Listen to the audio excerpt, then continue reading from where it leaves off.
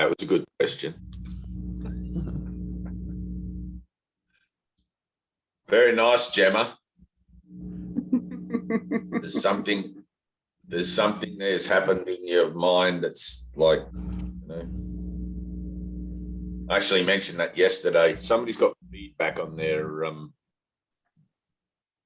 oh, put your hands up again, Gemma. No, it's not you. I'm getting a bit of feedback off someone's microphone. But anyway, no, good. I actually mentioned yesterday that you'd had a bit of a shift, and there's a little thing that occurs in your mind where you stop associating your transformation with loss, and you start to see it through the eyes of gratitude and what it is that you're actually being offered back, what it is you're actually being offered as your remembrance of what you had before you entered into the dream state, or the state of thinking you were separate from God, or I was separate from God. And I recognize that in you. There's a little shift. And I was talking to Heidi yesterday, and she encountered a really cool moment in her own mind. I don't know whether she's even aware how cool it was yet, but she will. It'll get there, where she can see that what was being offered through the teaching and where she was actually at with it was two different things. She said something like, it feels like it's all backwards to me, or something like that. And it's like, that's a really cool thing to actually be able to see that, because you can read this book, and like, it doesn't get in. Like, you read it. You have ears to hear and eyes to see, and it doesn't get in. And then all of a sudden, you'll be putting your effort into it, and you'll realize that, hang on a minute, that's not where I'm at with this. Right? And it tends to come up then either resistance or the decision to change. So whatever that'll be, it'll be. But it's nice to be able to see it. And we were talking yesterday, and I want to carry on with this today a little bit, because this morning before I woke up, or as I was waking up, I heard the voice speak to me again, and in a kind of a humorous way. And I don't know if it was Ted. Maybe Ted would probably take the piss. But when you hear a voice that's not your own, like an out-of-time voice speak to you, you pay attention. Like, you can't not pay attention. It's very commanding. But so yesterday we were looking at the idea that we're reading these lessons and reading this book, and Jesus is giving you the whole example of a perfectly healed mind, basically, especially if you get to the end of the text and there's the Saviour's vision, and it's like, it can't get more obvious than that. And that's homework for today, by the way. Read the Saviour's vision, chapter 31, I think. It can't get more obvious, like the comparison or the difference between the Saviour's vision and where I'm at. Right. So Jesus says, this is how I see things, and then leaves you to your own devices how you actually see things.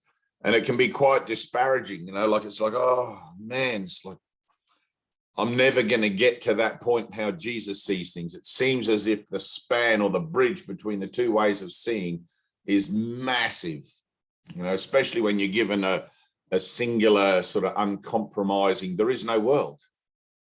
Now look at everything with that as the backdrop. There is no world. It's like, how do I get from where I'm absolutely certain that the world exists because I can touch it, smell it, see it, to a place where I know in my mind that it's actually not true, and I actually see it disappear, right? So the difference, the gap there between true vision and the sight of the body and the perception of the body and stuff seems to be enormous. But of course, there's no order of difficulty in miracles. All right, we're learning to become miracle-minded. And so what we're doing in our course is to practice again and again and again, day after day after day, giving value to our choice, giving value to our decision to choose for God. Right? Now, one of the unfortunate things about trying to give value to the decision for God is that often that entails that you have to suffer and struggle and have a shit life before you really, really want to change. It's like an alcoholic or an addict or whatever, until they're finally in the gutter. they'll use every wriggly little maneuver that they've got to convince themselves that, no, I'm okay, I can manage my addiction. And I used to see guys when I worked in community services, every Thursday we'd hand out the food coupons for addicts and single mothers. We'd always do the single mothers first, you know, and people that were just struggling. And there would never be enough food vouchers for the amount of people that would turn up at the office. But when it came to the addicts, we also used to run a counselling service there and all that sort of stuff. But when it came to the addicts, they would always have to have, before you could give them a food voucher, they would always have to have, it was ridiculous, but they'd have to have like a 15-minute session with one of the counsellors. I was a counsellor's aide there because I wasn't a government qualified, I was a minister. But so I was a counselor, and you'd see these guys, they'd just sit there and they'd be waiting for the 15 minutes. They're basically looking at their watch so they could get their food voucher, go out into the park and swap it for a fix, right? They'd go and get high off it. They'd trade they got literally no food. So it was discouraging, but it's like the maneuvering that the mind will do, right? Never underestimate how deceitful and how cunning, and it's all happening in the background, right? If the ego, if that part of your mind that does not have your best interests at heart, if it can just keep the value of the goal out of your sight for long enough, it can distract you with other things, right? So we're learning to focus on the value of the goal. We're learning to give the kingdom of heaven within true value, true focus, true credibility, right? Blessed is he who believes but has not seen. So we're learning to give our leap of faith the utmost importance as being the activating principle in our lives. Does that make sense? So when we read this book and Jesus is saying, you're a child of God, the light from you is holy, blah, blah, blah, blah, blah. And I look in the mirror brushing my teeth. It's like, really? How does he see that in me? How does Jesus see the holy light and the whole thing? And here's this old aging carcass brushing its teeth. And it's like, how do I get from where I see myself to where Jesus sees me, you know? So learning to focus on where I am at, okay? Where I am at in this. It's easy to get caught up and become all spiritual about it just because we've got a book that tells us all these beautiful, wonderful things about the kingdom of heaven and angels and all this sort of stuff. But that doesn't mean that's where I'm at. It's like, have you ever seen those, the Road Runner and Wile E. Coyote, those cartoons? And like the Road Runner goes, pew, and he runs away. He's already gone, but you can still see his image standing there. And then the image suddenly goes, and it catches up with where he's actually at.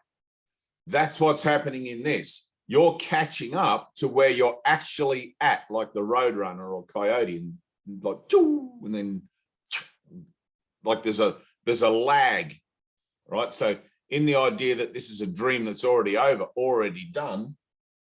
Oh, hello. I've got my family of bush turkeys out the window there. In the idea that this is already over and done, I'm catching up to that doneness in my own mind.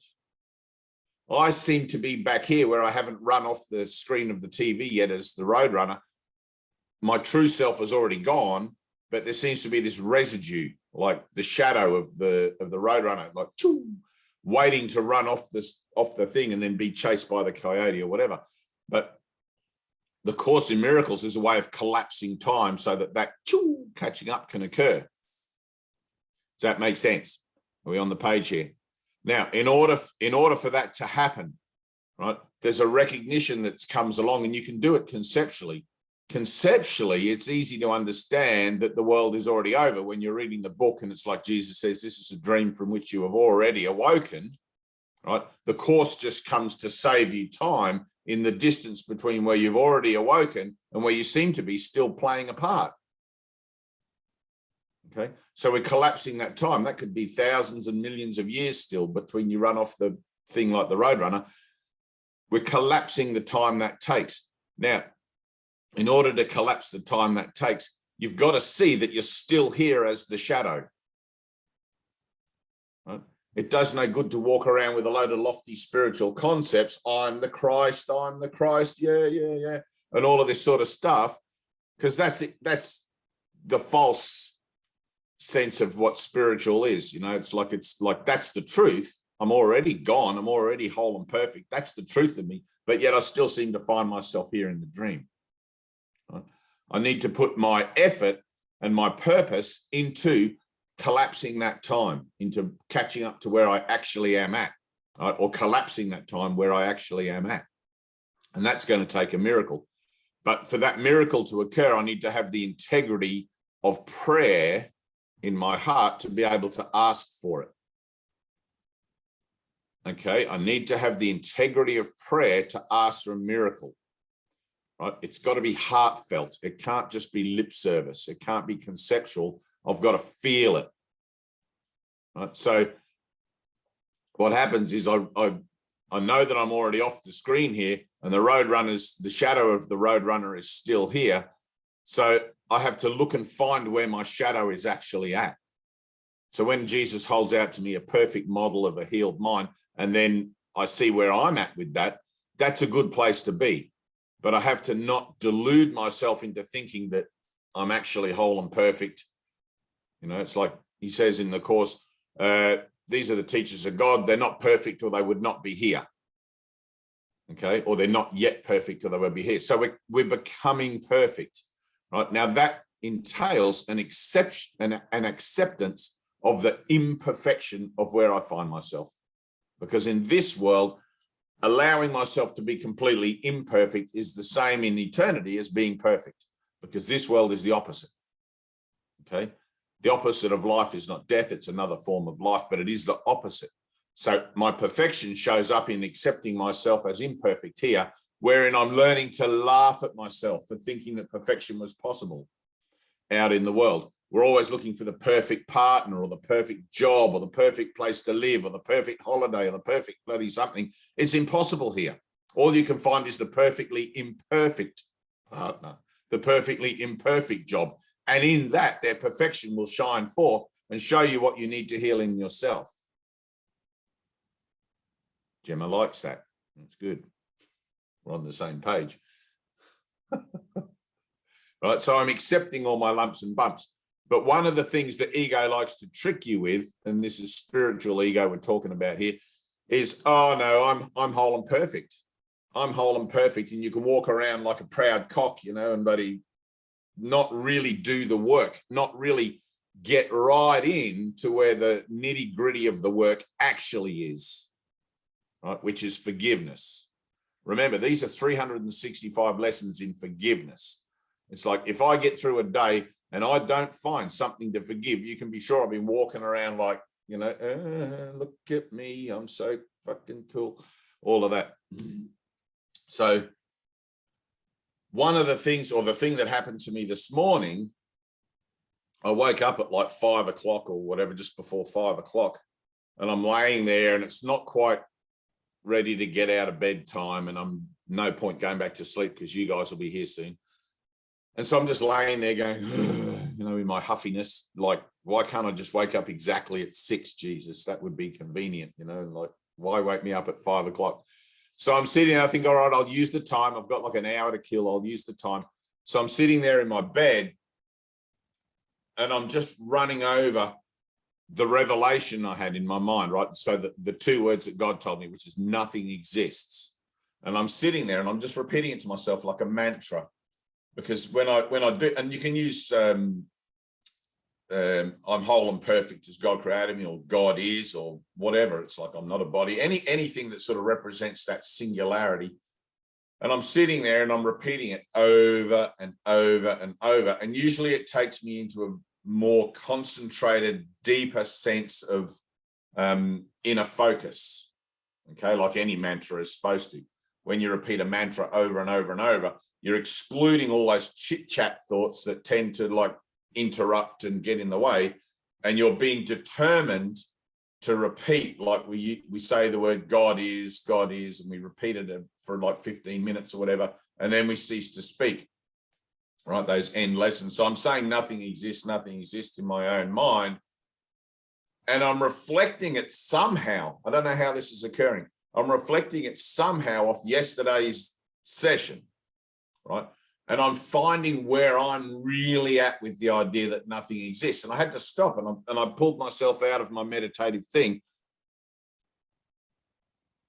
And it was as if for a second I was in a laboratory where I was being assessed or being looked at, or there was like figures, I couldn't see them, but there was this kind of like sense of being like in a hospital ward or something like that, and people in white, or God knows, I don't even know if they're people. And I heard this voice said to me in a kind of not condescending, but you know, when a young man will try to show off for his girlfriend by lifting something heavy, and she'll say, "Oh, you're so strong," you know, and she like try to give him a little bit of encouragement or something. I heard that in my mind. "Oh, you're so strong," like someone was being a bit patronizing, and but I heard it as an audible voice. It wasn't like my own thinking, and I recognized it as an out of time voice. And I've heard 2 or 3 of those now. And as I heard it, I saw snapshot images, like in my mind, like clear, crystal clear snapshot images of people, places, and things. And I was asked in my mind, "Are you ready to let all these go?" And I realized that in the idea of giving up the world, that there is no world, that I was automatically giving up my association with friends, family, the maintenance of the dream, the whole thing like that. And I said yes somewhere in the silence of my mind to it. I'm sort of still sitting up in bed. I said yes to it. My eyes are closed, but I can see it like a television show playing out in my mind. I said yes to it, and it just started fading out. It all went white, just went like that. All the people, things. And I realized that's what we were doing yesterday. We're looking at the idea of what Jesus is saying in the Course and backdropping it against where we're actually at with things. So you teach what you need to learn. And I guess this morning I was shown, I don't know, but Spirit showed me where I was at with stuff as far as letting things go. And it was kind of crystal clear. Like it was really clear. I don't know how to talk about it. It's something that goes on as an internal picturing, I guess. But I remember in the story of A Course in Miracles, Helen have you guys seen that? Have you seen the video where Bill Thetford's actually still alive and he's talking about his time with Helen? And you seen it, Anthea? Yeah? No? Laurie, have you seen it? You've seen it? Gemma? I think I've started watching it at one point. I'll have to go back and she goes into a sea cave, and she talks about this dream she has. She sees herself going into a sea cave, and it's the first time she actually hears the voice. And the voice says to her, "Well done, you made it that time." You know, and she made an irrevocable choice. But that's what we're doing in here. So in this whole thing, we're looking at our world, the things we think we love and the things that we think are shitty, and reconciling, in a sense, that roadrunner sort of catch up in letting go of those things that we think we love. Right? Love is letting go of everything that you fear to lose or something. What's that? The Star Wars, I'm looking for that reference there. You must learn to let go of everything that you fear to lose. It's like the things I fear to lose are the things that I cherish. And in my thing this morning, in my meditation, I was shown clearly all the things that I cherished disappearing, and I was okay with it. And there was a moment just coming out of it, just before I opened my eyes, there was a moment where I realized I was in, like there was a really conscious connection within the meditative state that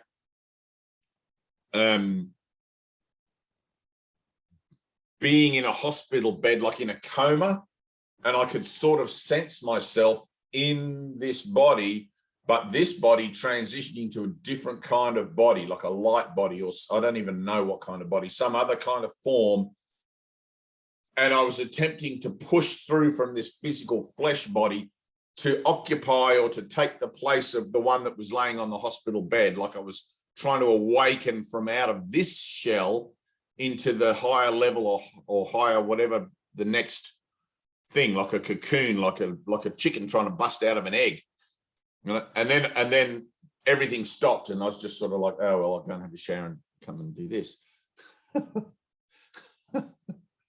But it was pretty full on. I know I'm probably not doing a great job of describing it, but like when you start to do meditative things in the mind, it's like I'm ever surprised at like all the things that goes on in there, which seem to be just behind the conscious level of things that we're aware of. So when you do a deep meditation anyway, and you do it with an intention or a purpose, or you're asking a question or something like that, it's often quite surprising how the answer comes. But in this case, I wasn't particularly looking for an answer. I was basically just trying to do something useful with my time. But it was cool though. So that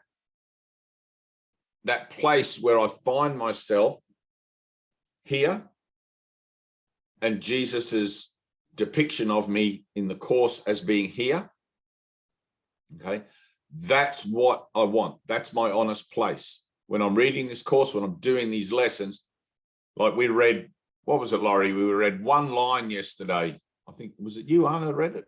One line out of the 20-minute book, and just one line brought us together in this crux of the paradox. God is the power of my mind, or something like that. I think that might have been Heidi's one, but yeah, have to rewind it to watch it. But it was really cool to see that Jesus is saying God is the power of my mind. It's easy to read that and then just keep reading.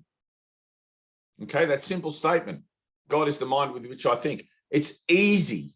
It's so easy to read that. It's like velvet. The mind just goes on to the next bunch of words and blah, blah, blah, blah, Jesus, blah, blah, blah, God, blah, blah, forgiveness. God is the power of my mind. Now, stop there for a second. One of those definitive statements. It's like, what does that even mean to me? Where am I at with that? When I read those words, that God is the power of my mind, where does that actually resonate in me? Where do I feel it? Do I feel it in my heart? Am I jumping up and down in my internal being going, yeah? Or am I wondering about it? What does that mean? Do I have an association with it, an affiliation with it? Or is it some sort of lofty thing that because I don't really have an association with it as a true thing in me, that I just keep reading into the next thing, and it kind of like gets lost amid what the hell did I even read on that page? And that's where learning to focus on what I'm reading and be honest about what I'm reading comes in, because that's where the changes can be made. That's where decisions can be made. That's where I learn to make my choices. And so like Heidi read one yesterday, and she's like, it doesn't feel true to me when I read those words, and we were doing the same sort of thing. She said, when I read these words, it feels backwards. I don't feel like I'm reading it the way Jesus is saying it, or something like that, right? And that's a good thing to see. Don't keep reading, right?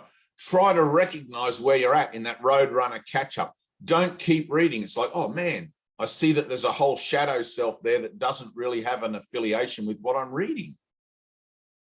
Why would I just keep reading on as if I didn't notice that? Let me notice it. Let me pay full attention to it and meditate on it, dwell on it, look at it, go into it, and really sit with it. Because any one of those lines, any one of those uncompromising statements in the Course can flip the switch in your mind and bring about a quantum shift that will just propel you beyond where you're at in the idea of catching up to yourself or awakening to your true self. It's important. It's like you don't want to be someone who's been reading this Course for 20 years. It's like, let's use it. Let's figure it out together. Let's sit here and work out our salvation. Jesus is saying this, I feel this. Jesus is telling me light, love, and harmony. I feel slightly not in tune with all of that. Don't keep reading. Let's deal with why I don't feel in tune with it, because that's where the application comes in. There's no point in reading 365 lessons, 700 and something pages, memorizing it verbatim, and not actually putting it into practice in where it matters. Right? Now, Gemma, you've had a really cool shift lately, and I want to push that, like, to join you with you in that idea of that shift, because the shift in consciousness is where everything starts to snowball, right? One little shift into the next shift. And in the course, it says you need to have these rapid shifts in succession, so that you can see your mind changing again and again and again. You can see the pennies dropping, the switches flipping. Your ego doesn't have time to recover. If your ego recovers, you'll just be someone who in 20 years goes around talking the story about, oh, I had an experience of something that shifted in my mind 20 years ago, blah, blah, blah. That was wonderful. And it'll get lost amidst the memories. Okay. It's important to keep up the pace. And it's like, I'm going to catch up to my true self here.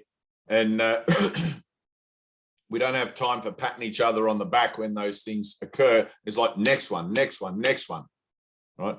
The dominoes have to fall one after the other after the other. And it seems to be sometimes, oh my God, this is freaking hard work. Confronting my fears is hard work. I just want to stop. I just want to rest. I just want to put my feet up. Right? Let's do that when we get to the end. Right? I know it can be fatiguing, because what we're doing is we're looking at our judgments. Judgments themselves are exhausting. When you go around all day judging everything, you get home and you're like, oh my God, I've had a hell of a day. It's because you've been judging it all day. Judgment is literally putting the weight on your shoulders. Forgiveness is taking it off. So we've got to see where it is that I'm actually judging myself. And when you read this Course in Miracles and you're given the perfect model of a whole and perfect perspective on something, and you see where you're at with it, there's the perfect opportunity to practice forgiveness, right? So I don't feel the peace of God in me, let's say, we'll use that one. Jesus says, the peace of God is shining in me now. And yeah, but I don't feel that. What even is that, right? And so the mind starts to question it. And it's like, well, obviously I can't work it out in my head. If I could work it out in my head, I would have done that by now, right? Obviously I'm going to need a miracle. So that place where I don't have what Jesus is saying, or in my awareness, I don't have it. It's not that it's not actually there, but I'm not aware of it, right? The removing of the blocks brings the awareness of love's presence. What I need to do is remove the block. So I'm reading my lines in the Course. I'm coming across something that doesn't seem to vibrate harmoniously with where Jesus is telling me it's at. And it's like, all right, I need to look at that. Why don't I feel the peace of God shining in me now? And it's like, and you sit with it and you go into that in a meditative sort of sense. You just sit there for a moment and allow yourself to feel how that feels, not to have it, or feel how it feels better to be where you're at with it. Because that's more honest, because we're learning to accept ourselves exactly where we're at with stuff. Okay. We're not trying to be lofty and be spiritual about things. No, let me accept myself exactly where I'm at. So I don't feel the peace of God shining in me. I've got it as a concept, but that doesn't really help. I want to feel it. I want it to tingle me and move me and caress me and dance with me all through the day. I want to know that that's there and that it's making me just like want to live, want to rise up, want to sing, you know. So I need to do the work. I need to look at it and it's like, all right, let me go into it. And you be still and you breathe. And like we do our circle, okay, let me draw a circle. I'm not coming out of my circle here until I have an answer, until I've got something I can see, until I've got a point where I can go, aha, that's what I'm doing that's preventing me from feeling the love of God within me, right?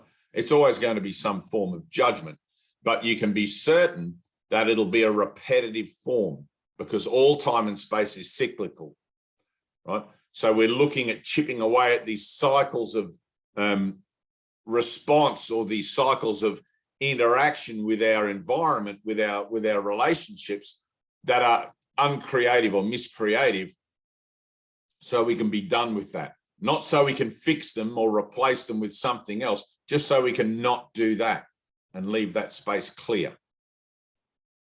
Okay, so this whole teaching is I need do nothing, right? The whole course rests on the premise, I need do nothing. I'm going to leave it to God. And in that, I need to do nothing, right? But my leaving it to God, what am I leaving to God? How does that make any sense to me in a contextual manner?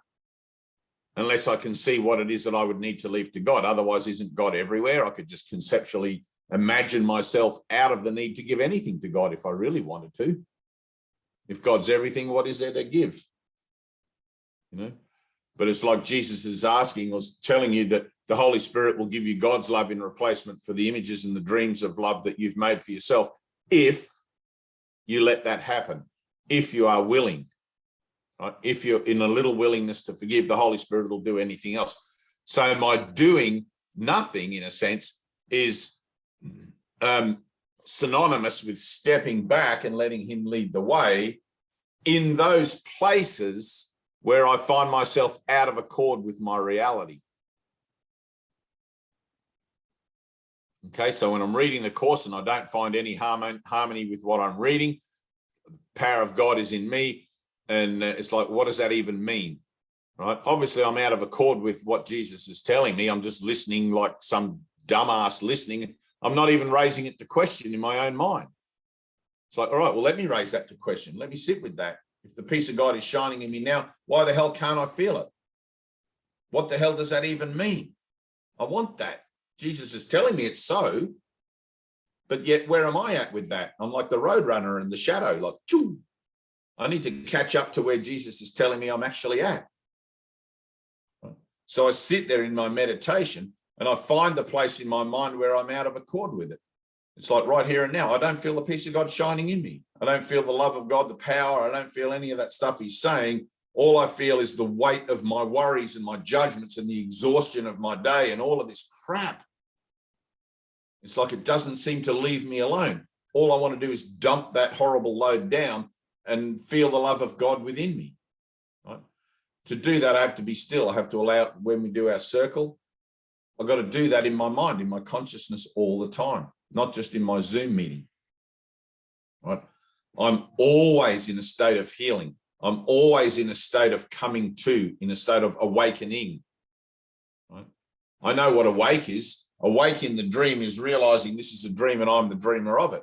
Right? We can do that as a concept. Oh, really? This is a dream, like that Free Guy, that movie, right? He suddenly starts to suspect that it's a dream or that it's not real. Something's not quite right. And all of a sudden, in his suspicions even about it, he sort of awakens himself from everybody else. He tries to tell others that there's something going on. Like, I don't know what it is. I can't work it out yet, but there's something not right about what's going on.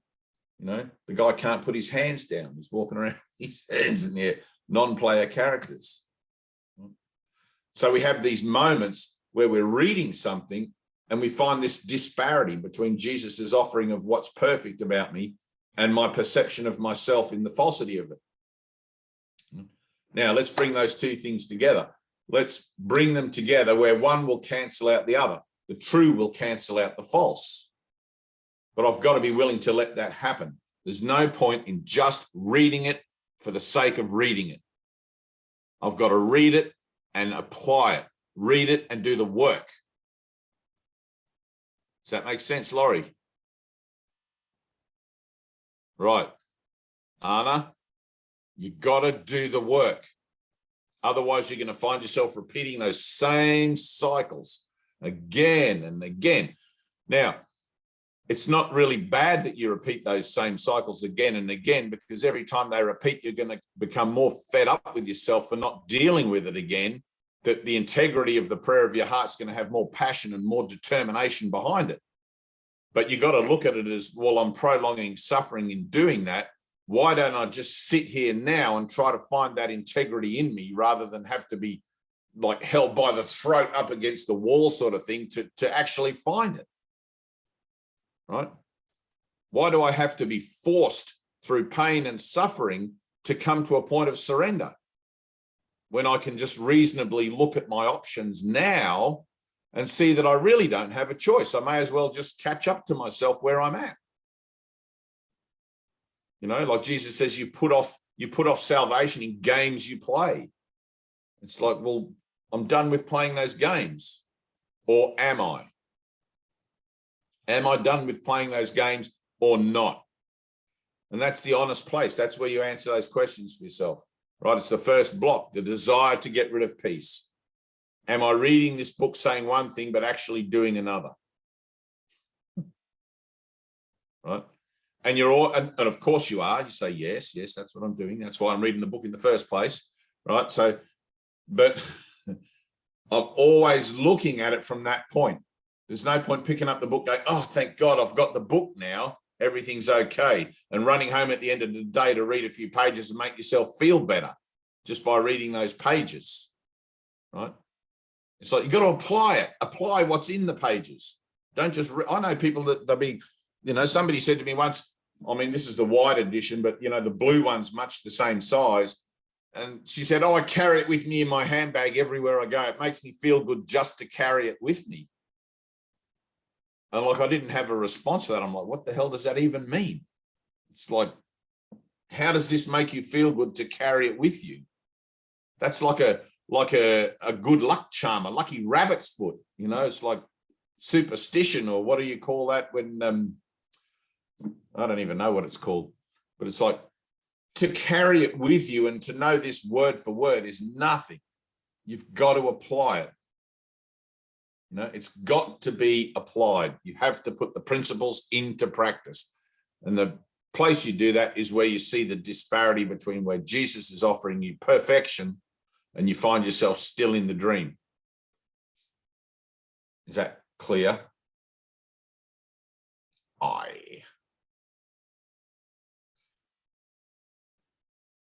Anthea, what happened at the pub? Did you go alone? I didn't go alone, no. Oh, see, you've got to just follow the instructions once. Yeah, but, well, look, you know, I accepted an Oh, now you can invitation. justify it. Ready? Here we go. Blah, blah, Yeah, blah, blah, blah. Forget it. I went to the pub, That was a waste of time, wasn't it? You took your safety net with you wherever you went instead of trusting in God. You got to be specific and you got to follow the instructions. If the teacher says to you, here's your test and you're not allowed to cheat, you're the one that cheats. So cross that one off. No green tick for you today. I'll think of another one. I'll think of another homework designed to push you into a very uncomfortable place. You see, I'll give you this assignment because I have faith in you. It's limitless, my faith in you. Limitless, because I know the truth of you. But it's like sometimes we need a little bit of encouragement. So you get an assignment so you can see the faith in you that I have. It's like if you entrusted me with something and I cheated, I did it the wrong way. I did it an easier way rather than doing it like I baked a cake or something. I don't even know how to bake a cake. That's not going to be a good analogy, but you know, it's like you're only ever cheating on yourself, with yourself.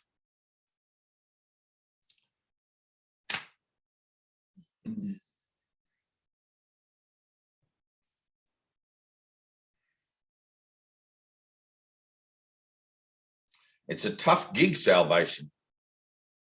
It's like you're always getting the opportunity to see what it is you're doing in your own mind. You're always getting an opportunity to see where it is that you're not living in faith, not trusting the process, not going with the flow, and trying to orchestrate things on your own terms, paddle your own canoe, and not take your hands off the wheel. So do another one.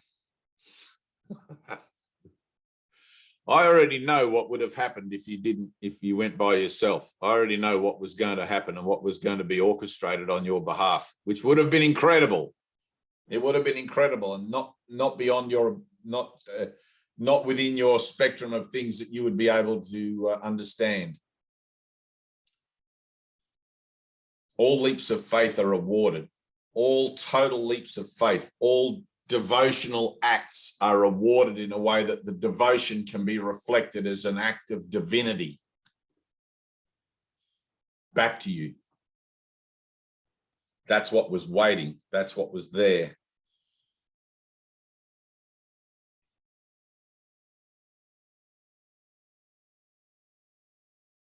There's nothing coming at the moment, but anyway, I'll sit with it.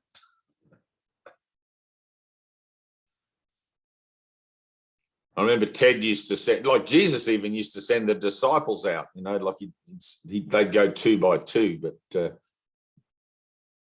he'd send 80, was it 80 he sent out and none of them came back? The first time, 80 followers he sent out, and I'll meet you in Jerusalem, and none of them turned up.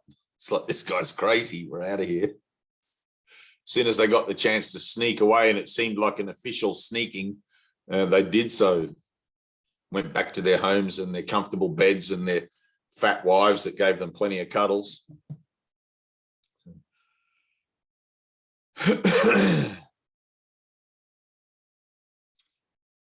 All right, so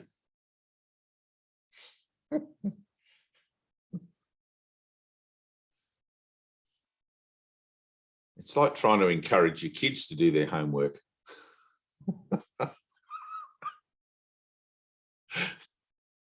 It's like when you tell your kids, you've got to study maths today. When you get home from school, you've got to do maths and you've got to do some science. It's like, oh, no, God, no, I'm going to cheat. You're not allowed to use Google. You have to work it out with your head, with your brain.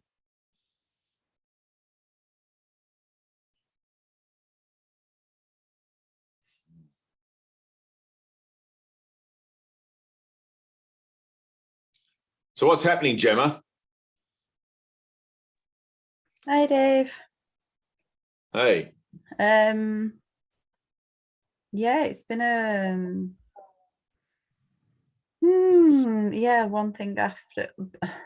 I was just reflecting back on the week as you were sort of speaking, Right. and just really little, lots and lots. Well, some things little, some things quite profound, and then but the little things are the big things, aren't they? They're all one. Everything. Yep. Yeah. And on Sunday, after our meeting last week, on Sunday, we was going to the beach and really lovely day planned. And I ended up, was like, oh, I just want to see the Christ in everybody. And I ended up having, nothing externally happened, but just ended up feeling dead inside. And on Sunday night, I was feeling so shitty, feeling like victim-y, really like, I'm like, oh my God, like, what is this? And then Monday morning was a bit the same, and then started recognizing that, sort of asking Holy Spirit for guidance and stuff, and like something popped and I sort of came out of that, and then the week just seemed to snowball. And the sort of, you were saying about a mantra, what I've been saying to myself this week is, in my defenselessness, my safety lies.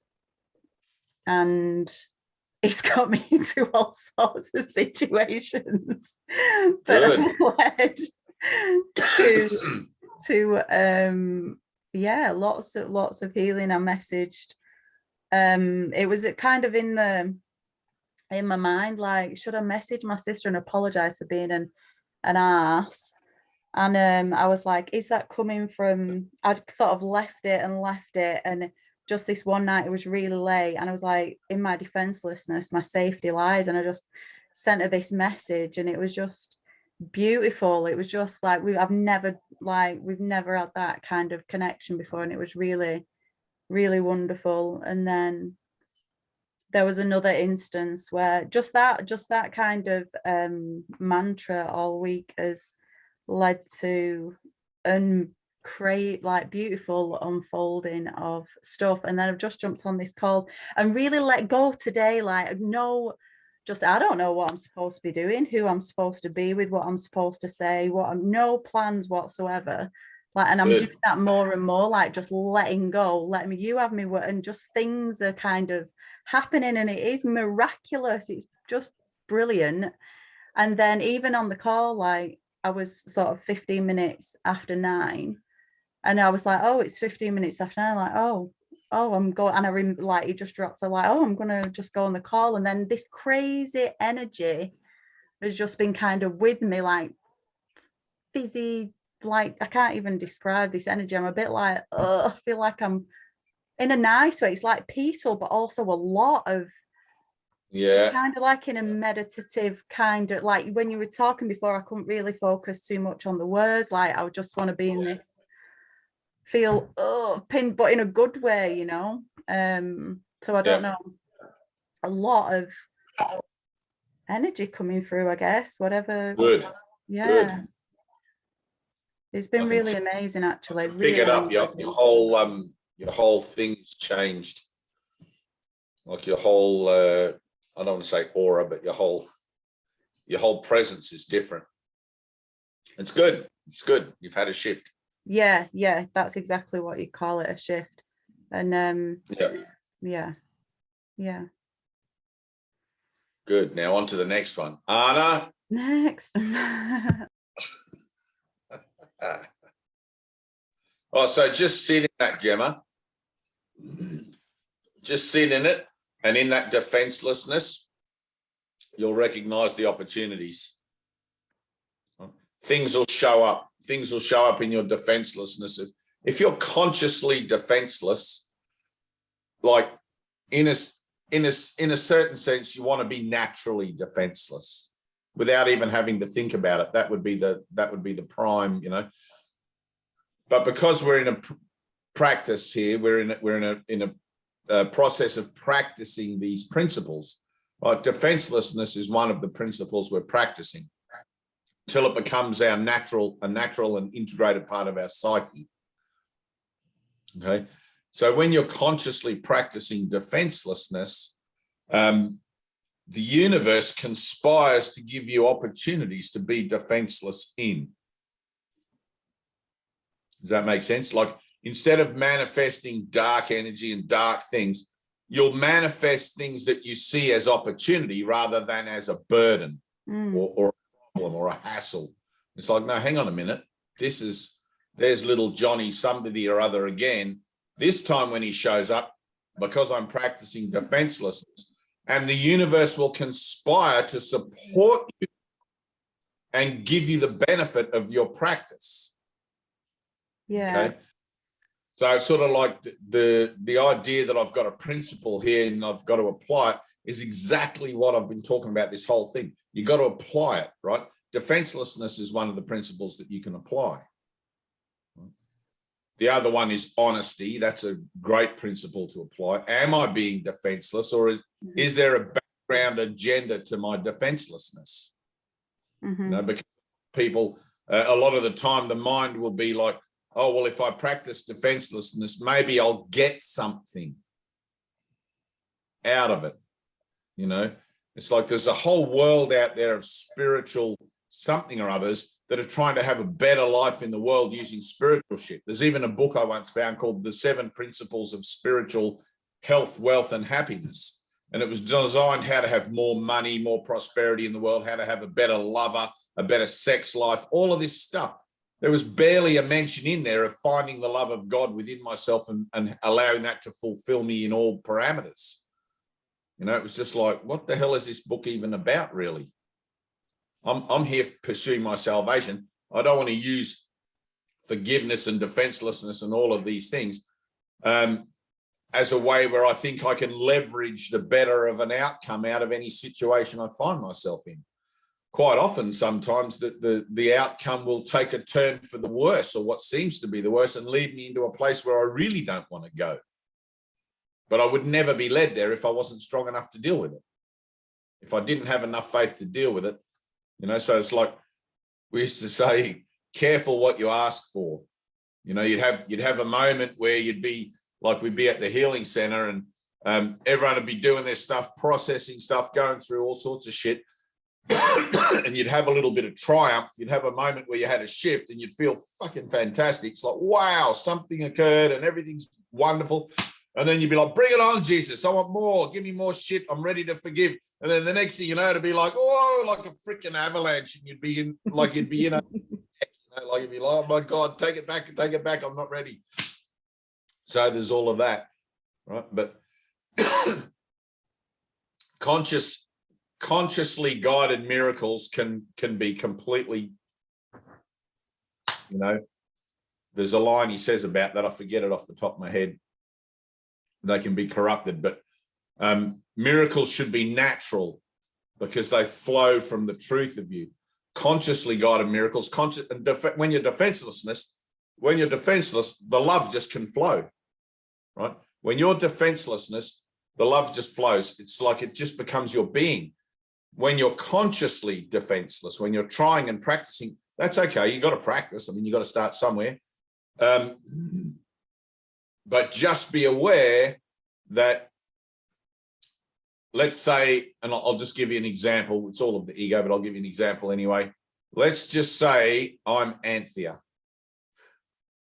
I'm picking on Anthea here.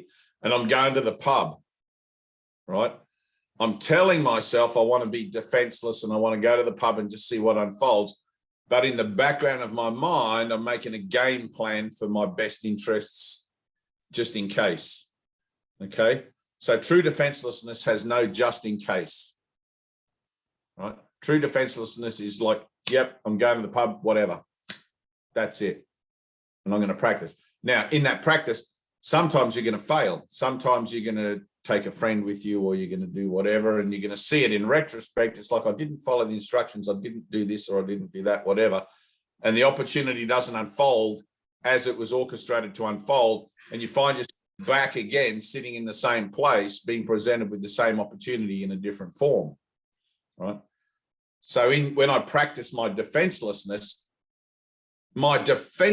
is where my safety lies. Okay. In my true defenselessness, it's where my safety lies.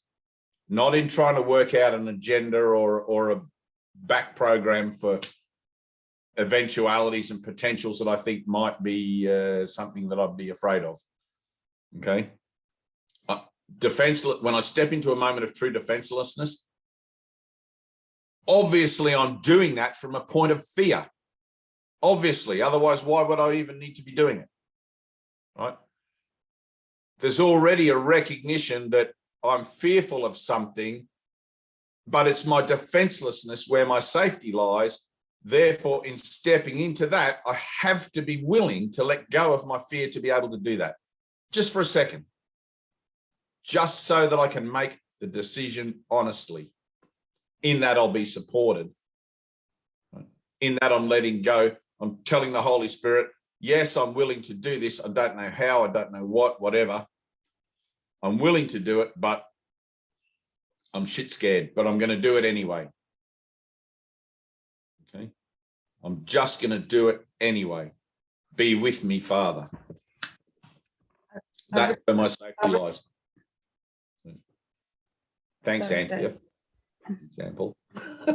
I realized on the Monday that like something, I read something, it might be one of your posts, Dave, or somewhere else. I realized the dawning, the penny dropped was, I just realized I just rejected love at every single opportunity. Like I was rejecting love from my friends at the beach. I was rejecting love from my sister and my mom and all my family, all my friends. I was like, and it just dawned on me. And then as soon as that realization occurred, I was like, I need a miracle. And I did. I asked for a miracle. I'm like, I need a miracle. I don't know what. And then it did. The week shifted. It was that was the kind of catalyst. Good. Yep. That's it. But look what it's taken to actually hear that. Look at the effort and the work you've had to put in so far, let's say, for that penny to drop. right? I don't think I realized the extent to which, and it was so clear when I realized it. Yeah. Right. That's what I'm saying. So you can read a line in this course and Jesus is telling you something. You never actually realize the extent or the depth to which he says it. Because we tend to exist and dwell in this superficial up here on the top surface where we don't have to be hurt and where we can plan and you know, make plans for our safety and all of this sort of stuff. And it's like, there's got to be a chink in the armor, you know? So it's taken you for whatever it's been to finally have that penny drop moment where you can see that you've been defending yourself against love, right? Mm-hmm. But all of the background work you've done, all of the background work that's been going on, where you've been studying and talking and Zoom meeting and watching videos and going to other things and all this sort of stuff, finally, boom, the penny drops. Right? You have ears to hear but don't hear, eyes to see but don't see. Right? That's a true thing. You're starting to hear, you're starting to see, you're starting to realize that you can't trust yourself. You're starting to see what it is that you've been doing to yourself all along. I've been defending myself from love. Crazy. It takes whatever it takes, but it's like finally you see it and you go, oh my God, that's why. That's why I'm such a mess. That's why I'm such a wreck. That's why I live in fear. That's why all of this crap.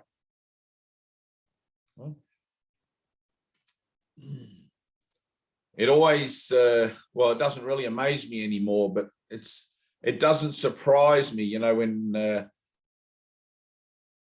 when you see how much it takes to actually hear this. Like literally it takes a miracle. It takes for that true asking. I need help. I need something to shift. I need, you know, but you've got to see where it is that you're at. There's the truth of you. And here's your shadow catching up to yourself. And it's like, all of a sudden you'll have a moment of defenselessness. You'll catch up to yourself and you'll see something. You'll be like, holy cow, I'm defending myself from love. The first block, the desire to get rid of peace. Now, I haven't been defending myself accidentally. I've done it on purpose. I deliberately have been defending myself. Why? Because I believe I'm separate from God. And I've structured a thought system to verify my beliefs to myself. Now, that'll take you to another depth. Oh, I've got an itchy nose. That'll take you to another depth. So you see it on the surface as my relationships, my sister, my friends, my family, whatever. All of a sudden, the love starts to flow again. Right? In my gratitude to God, the love starts to flow. It becomes a higher, lower ordination, a higher, lower communication. You'll find now that when you enter into your meditations and your prayers, there's a greater ease, a greater simplicity, a greater availability of the light in you, because you've taken away a whole chunk of that blockage. It's like a tube, you know, and there's a bit of something stuck in the tube and it's blocking the free flow. And you put that block there to block the flow. If you could, you'd block the flow entirely, right? But it's like all of a sudden now you're realizing, oh, I've been defending myself against love, and you bang out a bit of that crap and the love starts to flow again a bit better. The next time you go into meditation and prayer and you sit there to communicate with God, communication is what love is, right? Then you sit there to communicate with God, you'll find it easier. You'll find that your ability to hear God's voice in you is more audible, more, you know, and I would encourage you to sit in meditation and to do the last lessons, unless you have your own meditation you prefer, but those last lessons, you know, 360 to 365, where we say God is and we cease to speak, and spend time entering into silent listening, just listening into the silence of your mind, listening into the nothingness there. And it's like you're trying to listen for a voice at the end of a dark tunnel, like somewhere like there, and let it call you, let it call you, let it call you, right? And you may have to listen for 15 or 20 minutes, and you'll have interfering thoughts that will want to come in.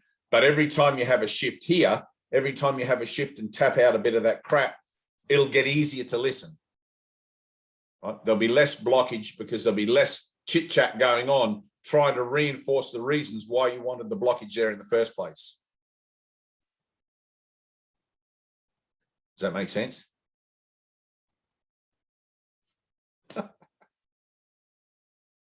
Thanks so much, Dave. Thank you. All good. All good. Well done. Little golf clap there for that one. Golf clap. It's all you get in salvation is a golf clap. Don't tell Jesus I gave you a golf clap. We'll just keep that between us, secret. Anna, what's going on? All sorts of stuff. I feel like life is like so fast paced now. I feel like I have a hard time just keeping up with anything. I actually transitioned from one job to another, hoping that my schedule, I would have more free time. Yeah. And it's the opposite. So now it's like from sun up to sundown, I'm just go, which it gives me lots of opportunities to, use what I'm learning, but it's, very draining as well. It's I feel very fatigued. Yeah. Good. Because you're in a process of constant. That's what that is. That's not a bad thing because you're actually able to see what it is you're doing. So in actual fact, it's helpful. But one of the things that just came in there with your new job too, it's an opportunity to use your voice.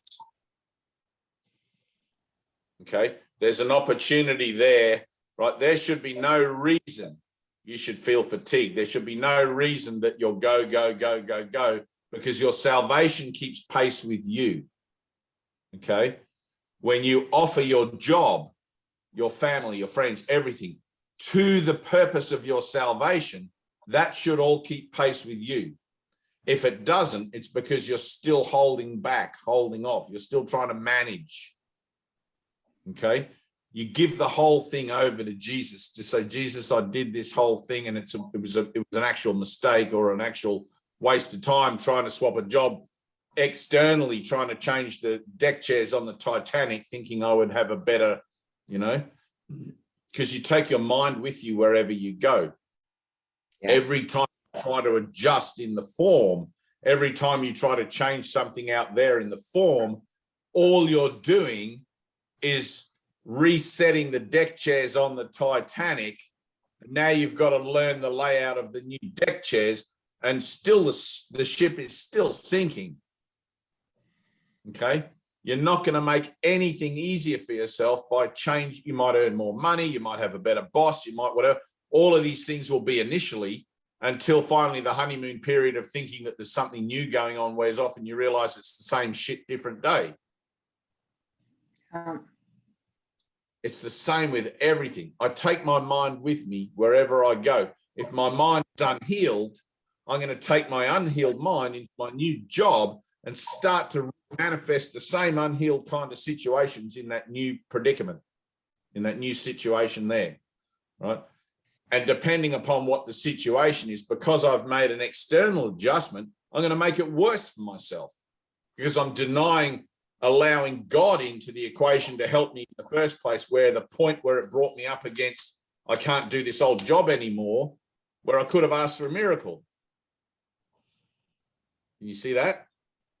Yeah. So instead of us, it's like any situation, right? It's like any place in your mind, any relation. Let's say a relationship. You're in a shitty relationship. It was good at the beginning. This is how everything goes in the world, right? Beginnings and endings. It was good in the beginning. We were in love. We were young, blah, blah, blah. And now it's kind of gone into this same thing every day, boring. Where's the love gone? Where's the excitement? Where's all of that? And it's sort of, and you get to this point where you can't go on. Okay. And you realize something's got to change. If nothing changes, you're either going to kill yourself or you're going to just settle into a life of mediocrity and all of that sort of thing, right? So you can't go on. You reach a nexus point. You reach a point where something's got to change. Now, in your case, something's got to change, but you change the job. You change the deck chairs on the Titanic rather than changing your mind about it. Okay. And like you just said to me, it's got worse. It's more hectic. Yeah. That was always going to be what was going to happen. Right. When you start to see this, when you start to see how mind works, it's really obvious. But we tend to think, oh no, I'll be okay. It won't happen to me. I'm good. I can manage this. I can work it out. That's the delusion of thinking that we've got free will, where in actual fact, we don't have free will, because the nature of our mind in denial is cause and effect, is beginnings and endings. It doesn't matter how many jobs you change. You'll get great jobs. You'll get shitty jobs. I've had so many different jobs. They all start off good because you're grateful to have a new job. You're grateful for a new start, new chance, new opportunity. And then it just becomes the same thing every day. And it's just like, oh, and you learn it, you climb the corporate ladder, you do whatever you do, and you get better and better. And look at me, and you're still not happy. All the money in the world, all the success, all the job opportunities, everything, nothing out there is going to make you happy. The only thing that's going to fulfill that inner emptiness is the love of God. That's what you're learning. That's what you're learning again and again and again.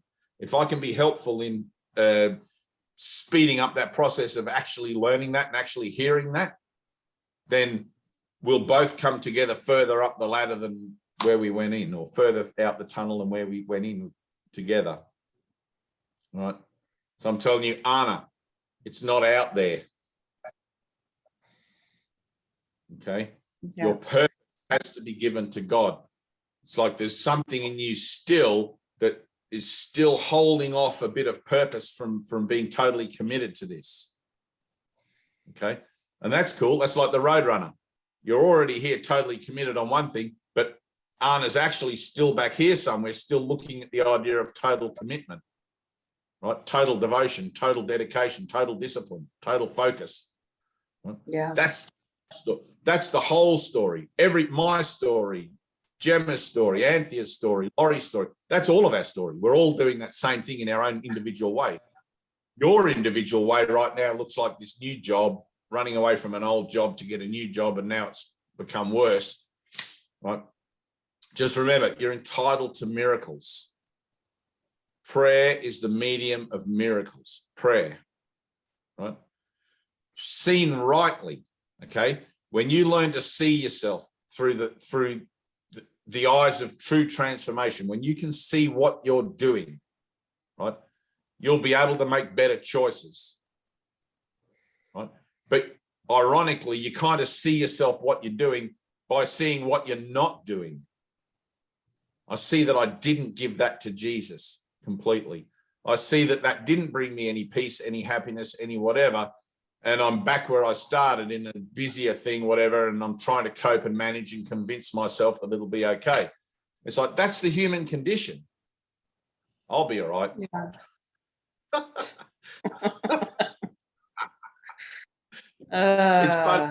It's funny stuff. We're just like, we're like toddlers having a fucking tantrum and just, I can do this.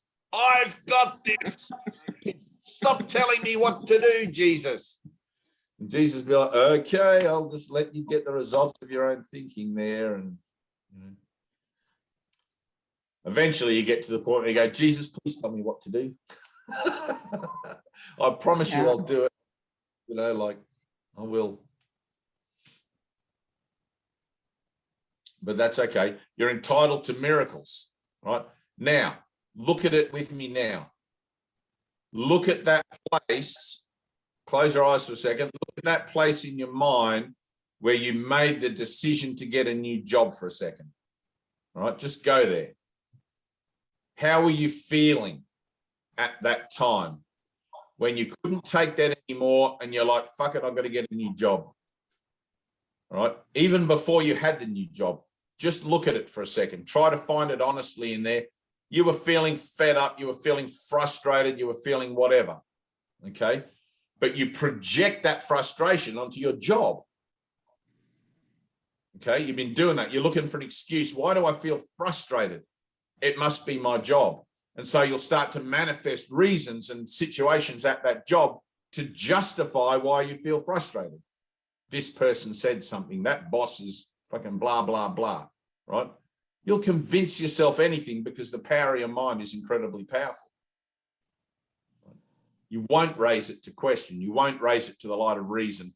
Am I actually doing this to myself? Right? Am I simply reacting to my own thoughts about my job, or is somebody at my job actually doing something to me? Right? Or the situation, dead end, whatever, right? It can never be that someone is doing something to you. That's the illusion. It's always that I'm doing it to myself, finger on my nose. I'm reacting to my own thoughts about someone or something, and rather than heal my thoughts, I'll change the deck chairs on the Titanic. I'll get a new job. I'll try to fix it on my own terms. Okay. Now, in light of this curriculum, in light of what we're doing, we're learning slowly, it seems, to realize that that's not helpful anymore.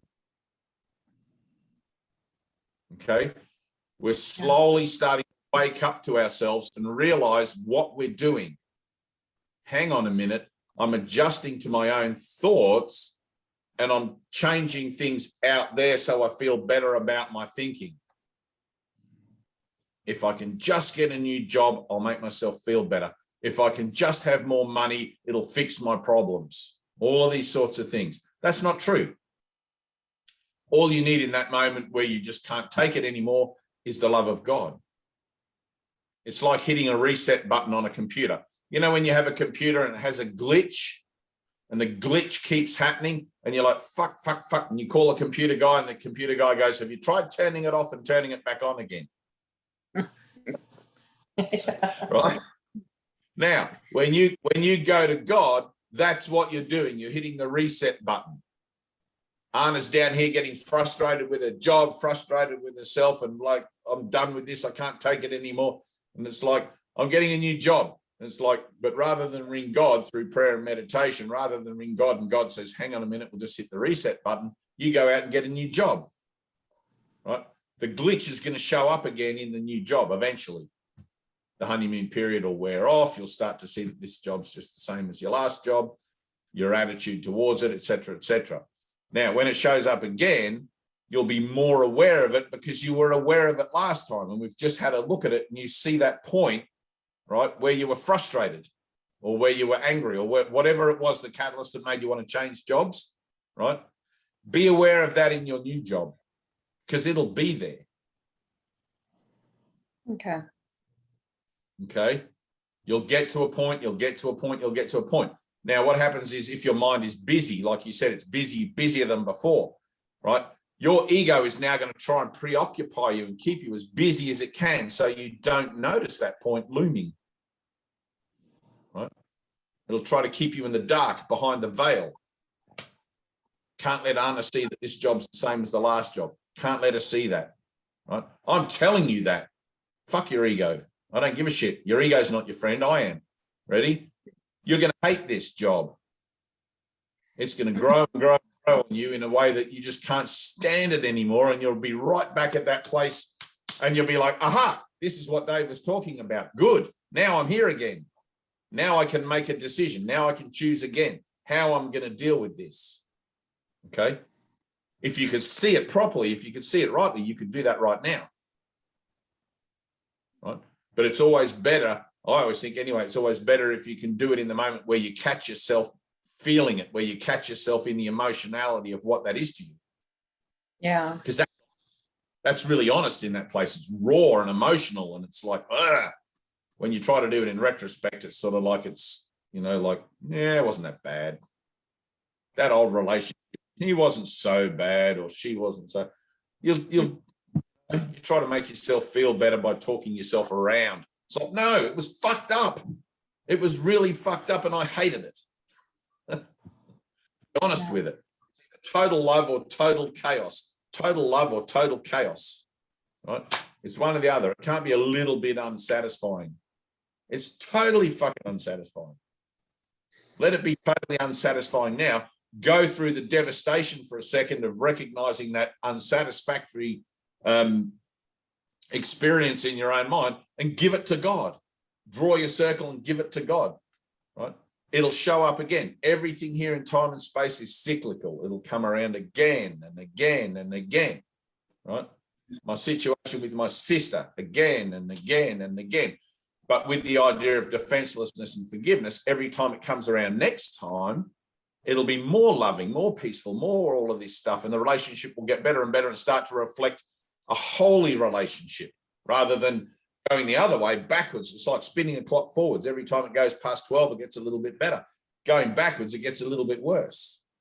Okay, my mind in denial works backwards from the way it's meant to. Right? It's like I've got to start putting my clock going forwards now. I'm going into the light, towards love.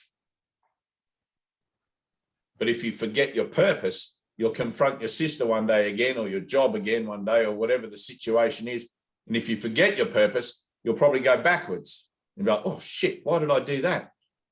I was on a good thing, started to go in my favor, and I fucking judged it again. God damn it. All right. More healing required. Let's go deeper, deeper, deeper, deeper, until finally you get to the point where all of those blocks in that tube, they're all out of the way and there's no obstacles to love. Just because you heal a block in one particular form that shows up in one particular form doesn't mean that that particular form isn't going to be useful in showing you the next block as well. If you were stuck on a deserted island with one other person, that other person would play every part you needed to in the particular diorama of your own separation experience. They'd reveal to you jealousy, envy, pettiness, all of these, everything. They'd play every part for you, and you'd be tempted to think this person's a total asshole. They don't have one good redeeming feature. They push every button I've got. But just to keep it a little bit light and a little bit easier for you to manage so you don't go into a total headspin, we'll break it up and we'll make one person your sister, one person your brother, one person your boss, so it seems for a second like, oh, not everybody's an arsehole. This person's a jealous arsehole. That one's a petty bastard. That one, whatever. And somewhere you try to locate yourself in the middle of it, but actually it's just you all the time. Finger on the nose. Finger on the nose. You can't take that finger off your nose. Good. Anything else there, Anna?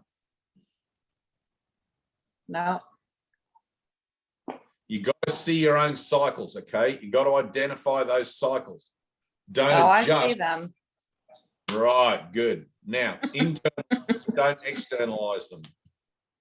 Okay. Can we shake hands on that together? Ready? Right. In our joining, we are the will of God. The will of God is with us, where two become one. Okay. Next time I see you reaching to move the deck chairs around on the Titanic, I'll be like, Anna, just get to the fucking lifeboat. And if you see me doing it, tell me the same. Get to the fucking lifeboat. Right? Don't worry about the deck chairs. They're all going to float away and end up at the bottom of the ocean. Laurie. Okay. Hello. Hello. What's going on there? Oh, false one. Oh my God. Right. Oh, I know, right? I Oh, know. holy criminy. It's wonderfully, yeah, beyond words. It's confronting. Oh my God, it's been quite the week, let me tell you. And I mean, I could talk for hours about what's been going on, but then I couldn't really even verbalize most of it. So Right, good. We don't have hours. I know. And We've so got moments. okay, so I'll talk really, really fast. Actually, I want to thank you so much for taking us on that nature walk last week, because I caught myself being very judgy about it. in the beginning, and I thought, okay, there's a higher reason for this. I found myself confronting some pretty long held beliefs about what the Course says about nature, and it was like all week I've been confronted with, okay, Lori, you don't know shit. Maybe you need to be open to seeing things in a new way. So the whole week has been an unfolding of people's stories about nature, which and seeing the light behind them and seeing the picture of the real world and confronting every belief I have had that I have been judgmental about, and seeing how dissociated I have been from nature as a result of it, and feeling this like sense of grief about it. Cool. And yeah, and Nice. so this whole week has been like you talk about dominoes falling. And this morning I had like an incredible 2-hour plus, I don't know how long, meditation and prayer event that, this huge shift happened. And there was a couple things that were really surprising in it to me, because a lot has been coming to me about you've talked a lot about not being afraid of the void and the darkness, and we need to go through that.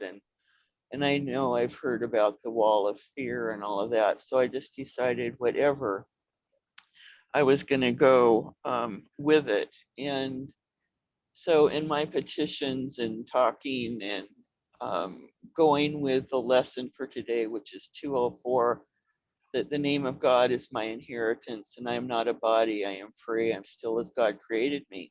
And I was claiming that, and I was calling out to God and Jesus and the angels and every name I have ever heard God called, every aspect I know of God.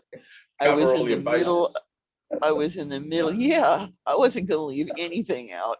I was in the middle of the ocean, and the water was dark.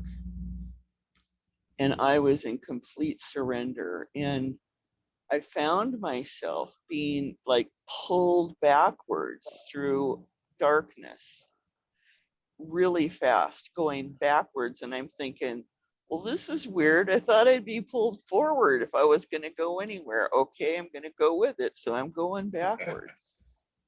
And I just went with it. And then I kept having these flashes of light and things happen. And then like toward the end, I was just kind of floating in darkness again. And I heard this male voice say, it's going to make me cry. Good. You will be called truth. And I went, what? You will be called truth. And I'm going, me, truth? Now, really? Come on, that's really kind of hokey, isn't it? I mean, do I really deserve that? No, I mean, and that's kind of, well, really, you know?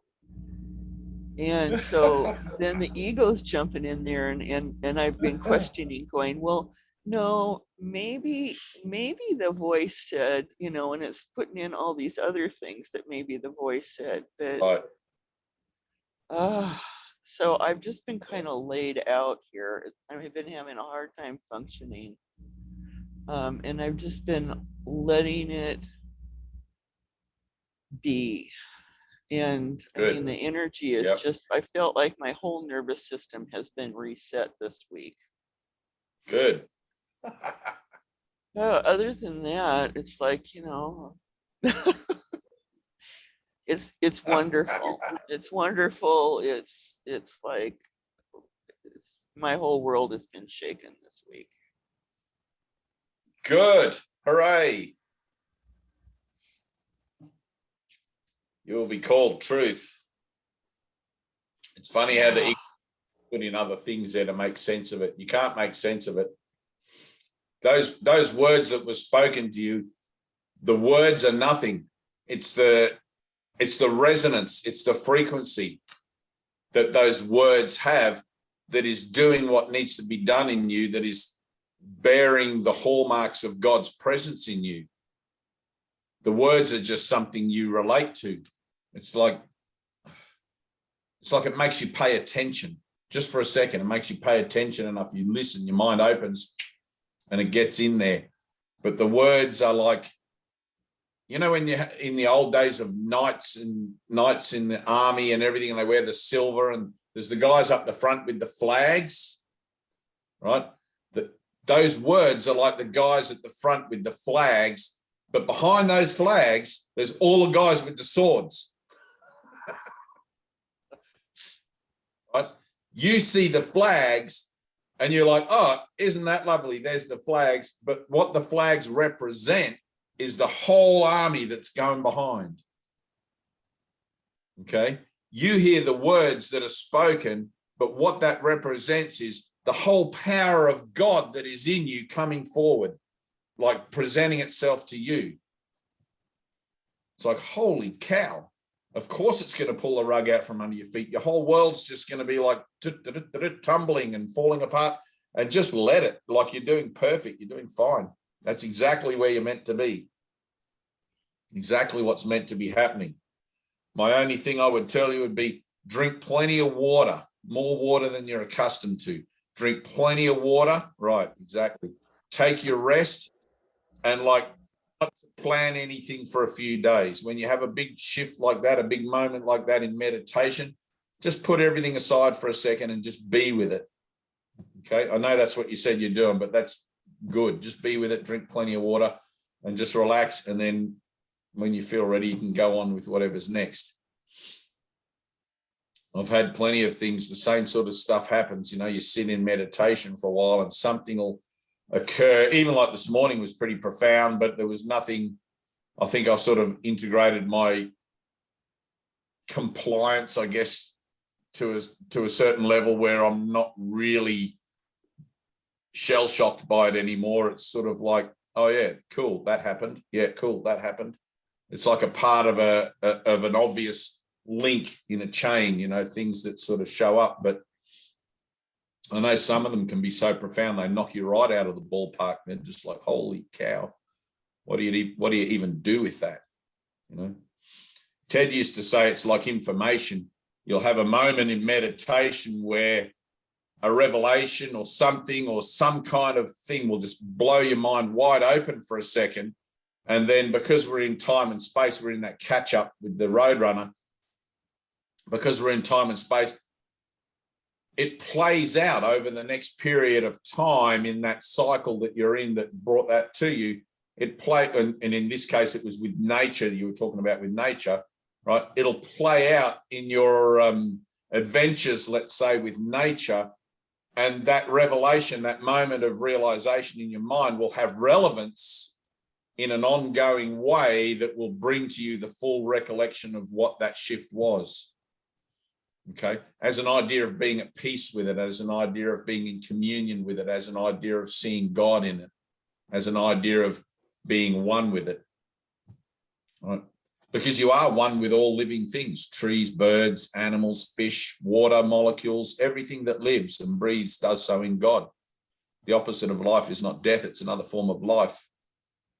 Just because the dream's an illusion, just because the dream's not reality, doesn't mean that it's not reality where we find ourselves. As above, so below. All right? God is with me in eternity and also on earth, in all things, in all ways, everywhere. God is not limited by my thoughts about him. That's good. Anthea?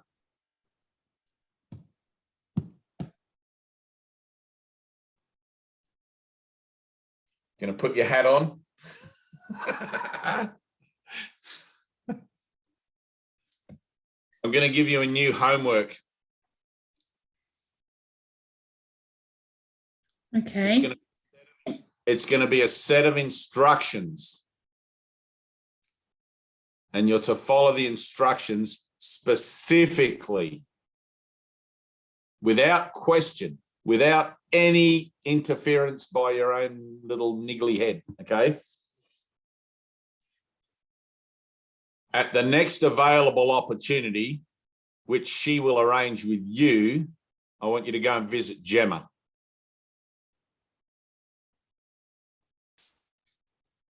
That's it. Now, don't interfere with it. Just say yes. Okay? I'm not telling you for how long. I'm not telling you for what reason, for anything. Just go and visit Gemma. That's it. All you got to do is say yes.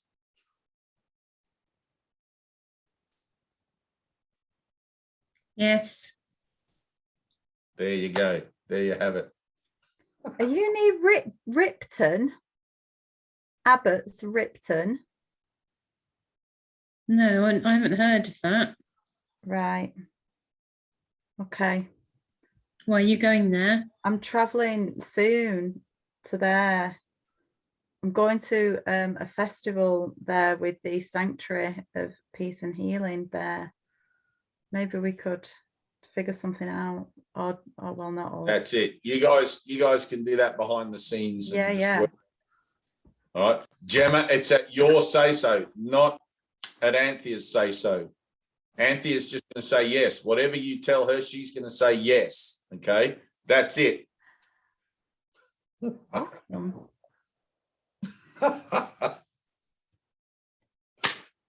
All right. Right, Anthea. Anthea's already having doubts. I'm really quite shit at saying yes. Right, exactly. So, all right. So let's do a little light meditation. I'm just got to unplug this other thing. I've got to see my little camera. How cool is that? Records audio and sound and goes on my motorbike helmet for my upcoming adventure. I just thought that was cool. Oop, just broke it. There you go. My fascination with things of time and space, that didn't last long. Dave, can you see Ali Warmsley? Do you know Ali? Yeah, yep. Yeah, okay, that's fine. Why?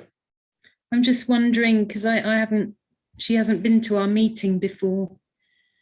And I just wanted to check she was a real person. Is she on here somewhere? Yes. Oh, I can't see her camera on. No.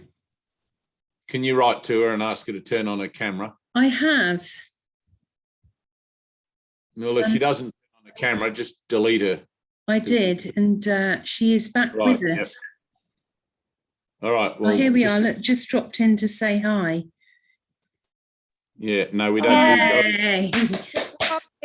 If you want me to go, I'll go. That's fine. I've been it's just great to see your face. No, it's good to see you. We want you to pop in. Cool. We have people, Ali, that sort of sit on the periphery sometimes, and they'll sit there listening but won't actually join the meeting. And the whole meeting is about the integrity of the meeting is about everybody joining and being exposed and vulnerable and open and all of that sort of stuff. So thanks for joining. I get that. I've been taking it in and it's been resonating. Oh, good. It gets in. It does get in. Just ask Gemma. It's like that Mrs. Marsh with the toothpaste. It does get in. Sometimes you got to brush it. Sometimes you got to brush the shit out of your teeth before it gets in. Do you guys have that in England? Colgate, Mrs. Marsh. She used to be iconic on our televisions over here. She'd teach the kids to brush their teeth, and she'd dip the chalk. She would talk about how toothpaste, and this is salvation, right? She'd talk about how toothpaste gets into your teeth to make them white. And to do that, she'd take a piece of chalk that you write on a blackboard with and dip it into some black liquid. And then she'd snap the chalk in half and show you the kids that the black stuff had got into the chalk, as if that was somehow like teeth, like what the hell. And the whole, this little girl would be with a shiny little 5-year-old girl face going, "Ooh, it does get in," and there'd be this, all this laughing, and that'd be the end of the commercial sort of thing. This is like salvation. It does get in, right? It's in you now. The love of God and the peace of God is in you now. You just got to let it be that way without questioning it, without doubting it, right? So Anthea gets to go and visit Gemma without questioning it and without doubting it and without defending herself from whatever reason that might be for or anything. And we'll turn up again next week and have a good laugh about it. Oh, it does get in, right? So, because that's how this works. You can sit and wonder how it gets in, but it's always going to be the same way, miraculously. If you could work out how it got in, dead set, you'd block it, you'd stop it, you'd try to arrest the whole progress and do it in a way you thought suited you better. Which is why you don't get this on your own terms. You don't go to a doctor and tell him that you're sick and then try to tell him what prescription you want. You take the one you're given and that's it. If you don't take it, you can't expect to get better, Anthea. Today's session, when we post it up, it'll be titled Pick on Anthea Day. So, but that's a good thing. You got to be picked on now and again. If you don't get picked on, you'll just pick on yourself. Right, exactly. You'll sit there and you'll be like, why do I keep doing this to myself? Why do I keep doing this to myself? And no solutions come. Seems to be for a minute that you need to have a solution presented to yourself from outside of your own awareness of things so that you can just for a second be out of your comfort zone, because you can't see where it is you're in a comfort zone from within your comfort zone. You've got to like have a reference from somewhere else so you can see what you're doing. It's like, hang on, healing's not going to happen if I keep doing the same things that are making me be sick. It's like my cancer isn't going to get better if I keep smoking cigarettes that the doctor tells me is causing my cancer. You see what I'm saying? So you need to have a doctor telling you, hey, cigarettes cause cancer. And then you can say, oh shit, I smoke all the time. I didn't know that. I'll stop smoking, right? But if you had cancer and you knew something was wrong, you didn't go to the doctor, you wouldn't even know not to stop smoking cigarettes. You'd just keep smoking cigarettes. And the funny thing is, I remember actually early days, and I'm not talking about cigarettes, separation causes everything, but in the early days, advertisements, very, very early ads for cigarettes used to be, they're good for your health. Which shows you how little the ego knows about anything, right? But deliberately so. So, all right, let's do a little meditation. Laurie, that's great. You probably have done your meditation for the month.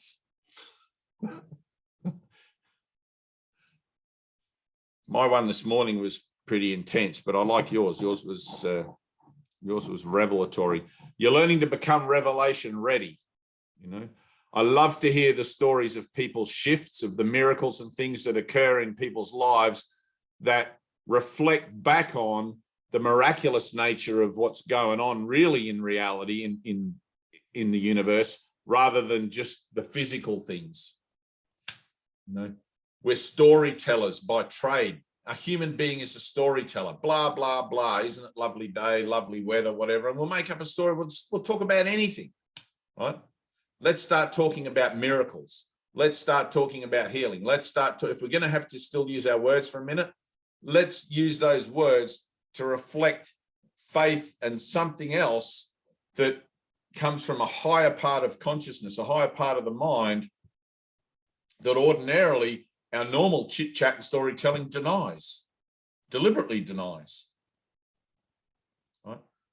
So it's like when I tell you guys, stop telling your stories and stuff like that, I don't mind if you're telling stories of miracles and wonder. Jesus would say, shout it from the rooftops. What you hear in the ear, shout it from the rooftops. Laurie, that means you can climb up on your roof later and, you know, your name is Truth. My name is Truth. We'll see you on the nightly news. There'll be a camera crew there. Suicidal woman on roof shouting out crazy ravings and ramblings, you know, like that'll be the headlines. Maybe not. All right, close your eyes. Close your eyes, relax, take a few deep breaths. Take a few deep breaths. Ali's disappeared. She's looking up at the ceiling.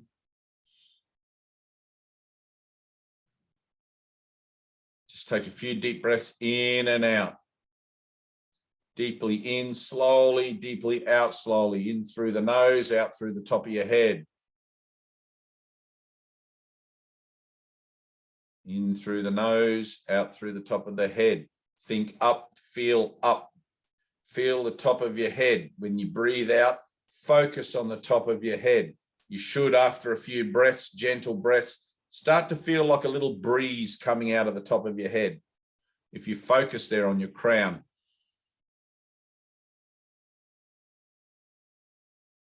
You should start to feel it. Go into a more meditative state and just sit quietly. Try to let go of all the chitty chatty thoughts. Try to let go of what you think's going on, interfering ideas, concepts. Try to let go of my voice. Don't worry about what I'm saying. Just stay with where it's at. Just keep breathing deeper, deeper, deeper. And this meditation, this we're going to do a little bit different. I want you to focus on purpose, on true purpose. And what that means to you, like in the Roadrunner. The fulfillment of my true purpose is over here, but I seem to find myself in the practice and the application of the principles that are going to bring the recognition of that full purpose to me, right? My purpose is more important than anything else going on, because if I forget my purpose, wherever I am, I'll just be at the mercy of the dream, at the mercy of the tides. But when I remember my purpose, when I remember that I'm there to represent love, only love, then the means will be given me how to do that. Because no one prevents me from giving and receiving love except myself. Right? And God is love. The full power of my mind, which is God, is love.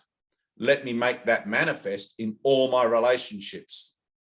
Let me make that manifest, right, at the exclusion of, or at the forgiveness of, every other concern I have about any given situation. I'm learning to walk in peace and love and harmony, because that's the path of my salvation, and I'm done with this world. This is my exit strategy. This is my moving on from the journey of time and space, from the process of reincarnation, so that when I enter the bardo the next time, my passport will be stamped and I'll be able to go onwards in the journey of my soul.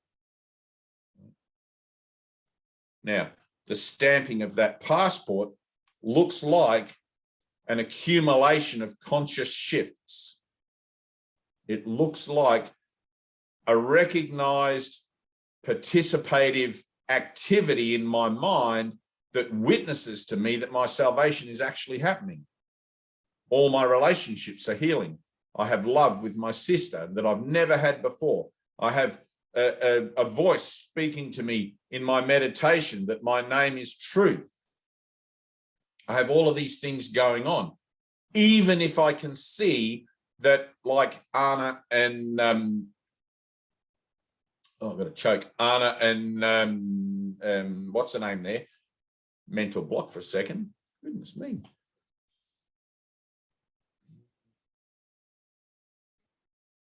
Wow. That I'm in denial of it. Isn't that funny? Your name must be truth too. Isn't that funny? I can't find it in my mind. Bizarre. Let me sit there for a second. Anthea. Wow, that was bizarre.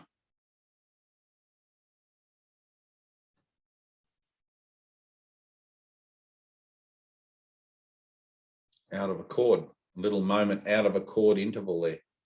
Even if I can see that I'm operating in denial of what's my best interests are, simultaneously to that seeing, I can learn to operate in accordance with it. Right? So even in that, I can see that I'm actually active in my salvation. Right? I bear the witness to truth in me of everything that represents what that offering is, as an idea of escaping the wheel of reincarnation, as an idea of awakening from time and space, and remembering my place as co-creator of the universe, as one with all things. I'm not in a dream of being separate. I'm in a dream of awakening. But I'm transitioning between the two things, the two states. They're both states of mind. One is temporal, one is spiritual, or one is temporal, one is non-temporal. I don't like to call it spiritual because that tends to be a bit of a loaded term. People think all sorts of things, crystals and cards and whatever about it. It's really not. It's just an action of mind where I'm learning to choose again for what's true in me as love rather than living from fear. So breathe. Focus on what purpose means to you.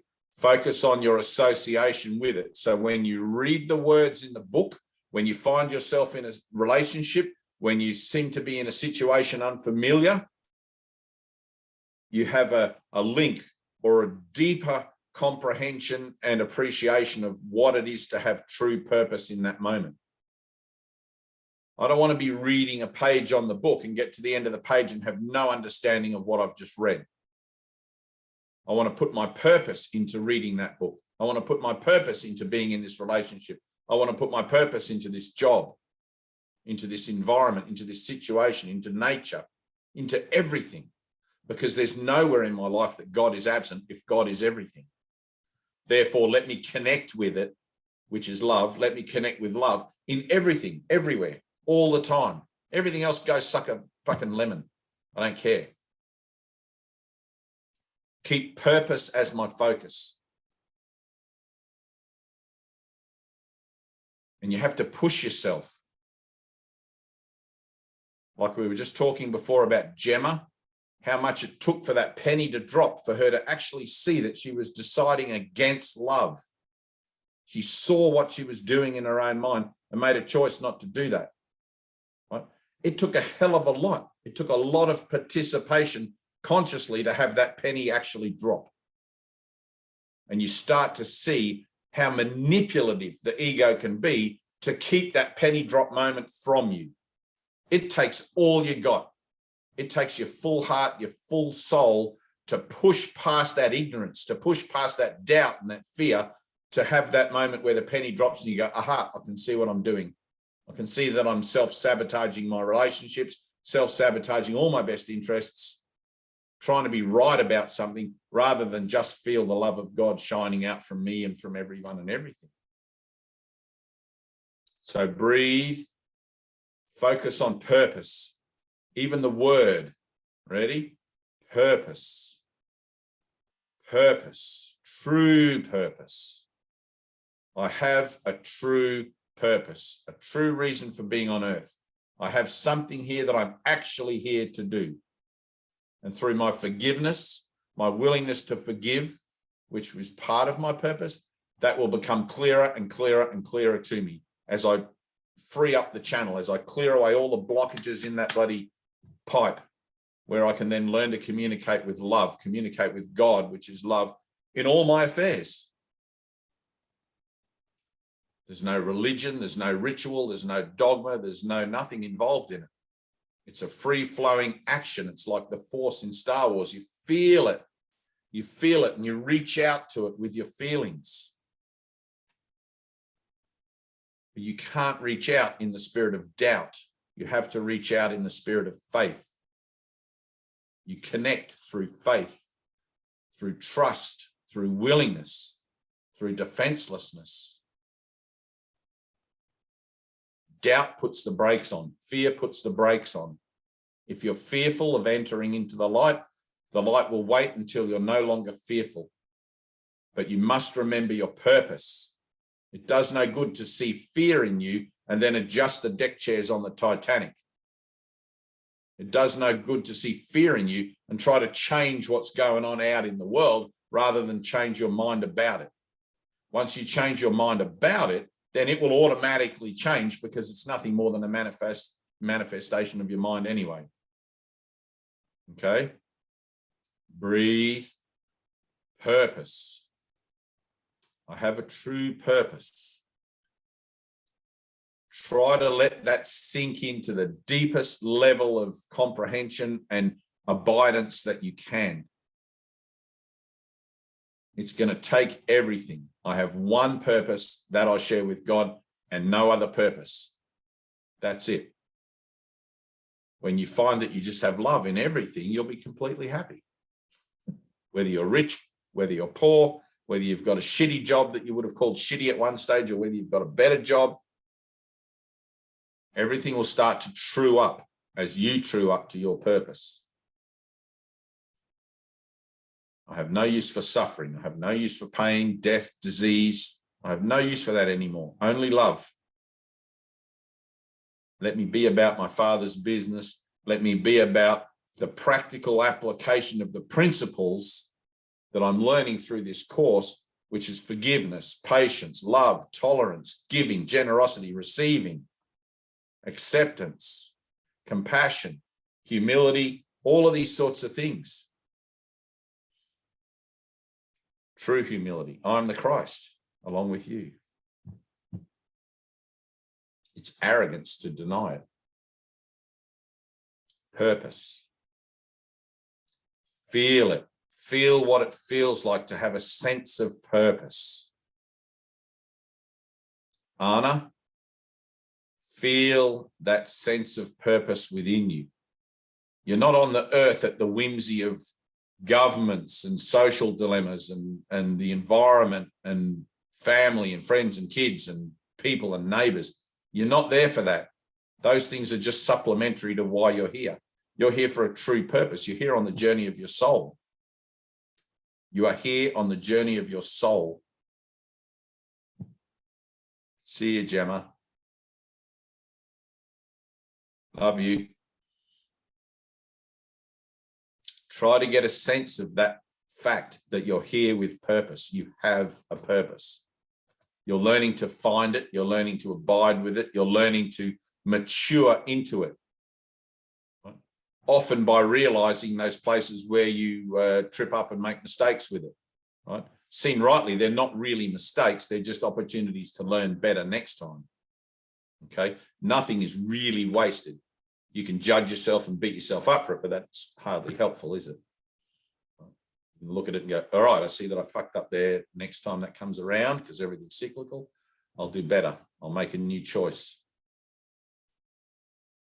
Breathe. Try to feel it. Try to feel it. Deeper, deeper, deeper. I have a sense of purpose. My life has purpose. I'm here for a reason. I'm not here to join in the screaming madness of the world. You may find yourself doing that for a minute, but remember why you're doing that. I'm there to represent love. I'm there to represent the calm, the peace, or at least try to. There's a line in the course where Jesus says, he's talking about earlier on, I'm guessing sort of around medieval days, but he's saying that the angels were sent in to help mankind, but had to be called back because of mankind's unwillingness not to wage war. It's like, whoa. The support that is given, like, think of it in a celestial manner. My purpose, I'm collaborating with a celestial event here. I'm collaborating with something that's beyond the boundaries of time and space. I'm being asked to play my little part in a greater happening. All I have to do is be willing, and I'll be shown how. All I have to do is keep an open mind, and then everything that's needed for my participation can come to me. But if I'm fearful, if my mind is closed, if I think it's ridiculous or I can't possibly do that, I have doubt, then it will have to wait. My part will have to wait. I'll die again. I'll come back in my next life and I'll try again, because a lesson is repeated until it's learned. Breathe. Good. Try to carry that sense of purpose with you throughout the day. Why you are in any particular situation that you find yourself in. What's the reason I'm here? You're never anywhere for no reason. There's no coincidences and nothing's by chance. There's always something. This is a process of healing. And if you're aware, if you're carrying that sense of purpose with you, you'll learn to become aware of what's going on for you, where you're actually at, whether that's in your private meditation or whether in your relationships with others. Breathe.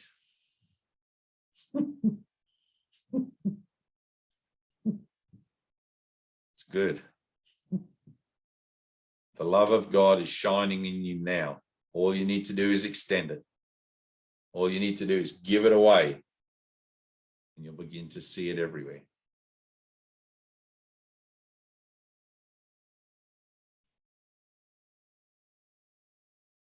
I love you guys. That's it. I'm going to go and have some breakfast. Laurie, very cool. That's good. Anthea, have fun with Gemma. Remember, she's in charge. You're not in charge. You just say yes. Your job is to say yes. Anna, be aware, be focused. That's it. Me, same thing. Ali, nice to see you. Hang around the barber shop, you're bound to get a haircut. That's how this works. Dave, before you go, can I just ask you a question? Yes, you can. I'm not sure that I understand what forgiveness means.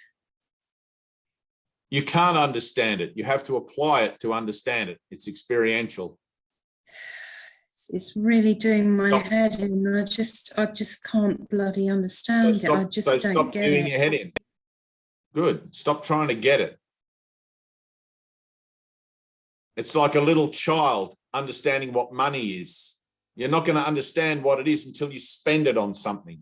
And then you'll be like, oh, I give you this and you give me a bag of lollies. I see how that works, right? Forgiveness has to be applied before you get the bag of lollies. You're trying to understand what the bag of lollies is going to be like before you apply forgiveness. You can't do it that way. But how can I apply something I don't know what it is? Right, exactly. You can't apply forgiveness. You can only accept God's forgiveness, right? That is an understanding that there is nothing to forgive. You're a child of God. What could there possibly be to forgive? No one is judged for a dream. You're only ever judging yourself. Right? Stop trying to work out what forgiveness is and be about the application of it. I'm willing to forgive. Right? Willingness is your part. I don't know what it is, but I'm willing because I don't like the situation I'm in. I can't stand this relationship that seems to be embroiled in conflict and judgment and condemnation and horrible. Some relationships are ridiculous, right? The only way out of it is forgiveness. I'm willing to forgive myself for all the judgments I put on this, wipe the slate clean and start again. Okay? But you can't work out how to do that because you're the one that's put yourself into that situation in the first place. Right? God is your salvation, not Anthea. You have to defer to the higher part of your mind. You have to defer to a greater authority. Hit the reset button. So I give up. You've got to take your hands off the wheel. I give up. I can't forgive. I don't know how to forgive. If it was left up to me, I'd just condemn until the end of time. Luckily, into this crazy equation comes the Holy Spirit, or the Spirit of wholeness, which we're learning to value more and more as we become more aware of it, and hold it up as a reference in place of our judgments and grievances. It's like, hang on, forgiveness offers me peace, love, and happiness. Judgment offers me more condemnation, more ridicule, more bloody bullshit. Which one do I want? Choose. Okay? And then get out of the way. So I'm willing to choose for forgiveness. I don't know how that's going to look. I don't know how that should be. Do I ring up and apologize? Do I whatever?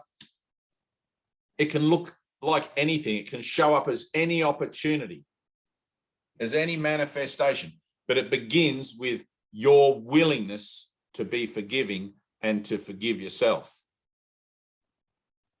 Right? If you're not even willing to forgive, if you're not even willing, then nothing's going to change, right? You've got to look at it and see what your options are, really. Well, I either forgive or I don't forgive. There's no grey area in that. Can I forgive a little bit? No, that's not forgiveness. There's no such thing as partial peace.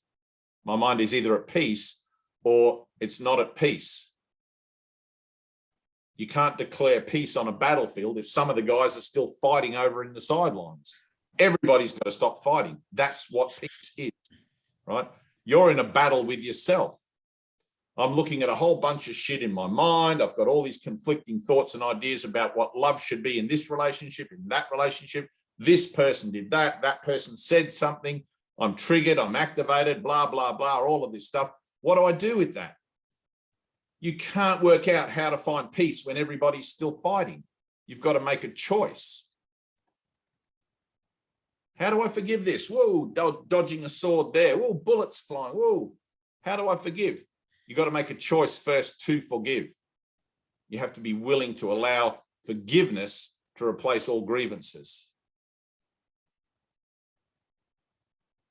You see that? Now, from there, it's going to be a leap of faith. In my defenselessness, my safety lies. I said to you, go and find Gemma and hang out with Gemma, and you say yes. Right? Now, let that be the next thing. Trying to seek assurances and trying to understand, this is always going to be a leap of faith, always. Right? Anyone who's taken a leap of faith will be able to tell you that it was supported by a higher power, because that's what it represents. If you find that you take a leap of faith in something and you're not supported, it's because your decision wasn't true to truly take a leap of faith. It's because your purpose, your understanding of your purpose in it was corrupted or in fear, right? It's like even now you're looking for a back door, a way out, an assurance, some sort of understanding, something that's going to help you to understand why faith is what it is that you should be employing. You can't. It's faith simply because it's faith. It's a miracle because you can't explain it. You can't verbalize it. You can't understand it. How did that happen? It was a miracle. What do you mean it was a miracle? I don't know. It was a miracle. I was healed of cancer at the age 33. How did that happen? It was a miracle. It set me on this journey. But what do you mean it was a miracle? I don't know. I can't explain it. It was a miracle. I prayed and I was healed. It was a miracle. Where does forgiveness come into that statement? Forgiveness is of yourself. Whatever it is that has made manifest this cancer, this situation, this event, this relationship, I'm willing to forgive it. What does that mean? Just let it go, give it up. Right. You give it to God. You give the whole thing to God. Okay. It's like when you got a glitch on your computer and you turn it off and you restart the computer. I don't know how to fix this glitch. I'm banging on the keyboard all day long, trying buttons, and somebody said this and someone did that. I'm just going to turn it off and restart it. Right? That's what prayer does. I sit in prayer and I ask in faith for help. Right? And you're not really even asking in faith. You're just asking, dear God, I don't even know if there is a God. Is there a God? What the hell? Maybe I'm just praying to some nonsensical thing that I don't even really believe in, right? But faith is its own reward. Blessed is you who believe yet have not seen. You got to start somewhere, Anthea. Say yes and let go of the reins. Say yes and throw the oar in the water. Let the canoe go. Float in the river with the current. As soon as you pick up the oar again, start to paddle your own canoe, you're not going with the flow. Okay. The admission I would make to myself is, I don't know what forgiveness is. I didn't. In the dark night of my soul, I didn't have a Course in Miracles. All I had was the Sermon on the Mount. Someone had given me a Bible years before. I ripped out the Sermon on the Mount. Sorry if that's sacrilegious, but I ripped out the Sermon on the Mount because it made sense to me somehow. All the rest of the Bible was gobbledygook. I didn't understand it. I knew there was good stuff in there and morality and all these sorts of things. But in the Sermon on the Mount, I was reading about love thy enemy. right? Forgive and you'll be forgiven. All of these sorts of things. I'm thinking, this makes sense somehow. It resonated with me. There was something in it. I couldn't quite put my finger on it. I couldn't work it out. I couldn't work out how to put it into a functional thing in my life, but I wanted it. And it set into a chain of things that just one thing after another, which led me to my awakening. But it started with a little bit of willingness to allow that to be true. And even if I didn't know what it was, to let that be true and me be the thing that's not true about it. Okay. So me in my ignorance is participating with something that already knows what my best interests are. But I'm down here, let's say, in my ignorance, trying to work out what my own best interests are with the same mind that has denied them. My best interest is self-love. Now, how do I be about that in the face of such a strong witness in the world that everything's all fucked up, that my relationships are all crazy and my ex-partner this, my ex that, and whatever, and I've got past history, I've got future dread.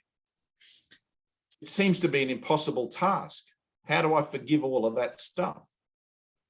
What is forgiveness?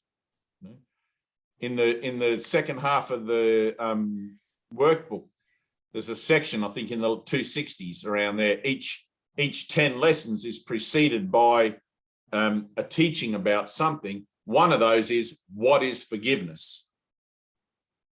Okay. And the first line is, forgiveness says that what you think your brother did to you has not occurred. Right? Now that seems to be an impossible statement. What do you mean it has not occurred? Somebody dropped a bomb, 50 people died. How do I say that that hasn't occurred? I've got a grievance about it, blah, blah, blah, right? It's because I need a higher point of reference to understand what's actually going on here. If I'm not a body, if I am spirit, and that the machinations of my body have no bearing on my reality, then whether I live, die, get sick, or am healthy or whatever, has no perspective on who I am at all. You know, all of the great sages and seers and visionaries throughout history, well, all, including Jesus and Buddha, will tell you that you're not your body. It's just your vessel for the experience. But because you confuse yourself with it again and again, I am Dave, I wear this hat, I, all day, every day, everything reinforces the false belief about yourself. Not I am spirit having an avatar experience through this body of something that seems to be temporal, physical, blah, blah, blah. Right? You've really got to step back, look at the whole situation, the big picture from a higher perspective, and see, I need to forgive myself for my false beliefs about things that keep coming forth and becoming manifest in my life as problems, situations, and events that I don't like, that I have a problem with, that I have grievances about. It's like the law of manifesting. It's like what you focus on will become manifest to you. If your mindset is the focus of denial, then the situations and opportunities to witness to that will continue to show up for you. If your mindset is love, based on not my own understanding of love, but love as it actually is, then the opportunities to perceive that will show up for me as well. I can't work it out, Anthea, from a place of ignorance. I have to learn. Trying to understand with the ignorant mind won't ever get you there. You have to learn. You have to re-educate yourself, right? Step by step, one moment after another moment. I see that I did this and then that happened. I see that it's cause and effect. It's basic physics. I do this, this happens. I do that, that happens. How I use my mind, which is the most powerful tool I have, determines the outcome of any situation I find myself in. If I respond with anger, then that's not going to be helpful in a situation. If I respond with peace and love, I've got a better chance of perceiving it in the situation. But it starts off with a little bit of willingness. I'm willing to forgive because I see at least forgiveness is better than judgment. I see at least that forgiveness has a better outcome possibly for me than judgment and condemnation. I look at my brothers and sisters out there running around doing crazy shit, and I want to put them into pigeonholes. This person's this, that person's that, I like this kind of person. I don't like that kind of person. And I split up my experience and I associate myself accordingly with whatever I think is the better part of it. And I try to avoid the part that I don't like, right? But that's not love. If love is unconditional, then what am I doing to myself in that equation? I'm splitting myself up and I'm only appreciating and actually experiencing half of my human life, half of my experience. And the more I live in it, right, the more pigeonholes I'll make until finally I've got no friends at all, really. I'm just sitting here with my own denial. If you start off with 50 friends at a party, let's say, and it's like everybody tells you their secrets and their deep, dark whatevers, and you'll be like, oh, those guys are a bit, you know, now you've got 30 friends. And if every one of them, a year goes by and they tell you something about, oh, those guys, and now you've got 10 friends, right? That's how it goes.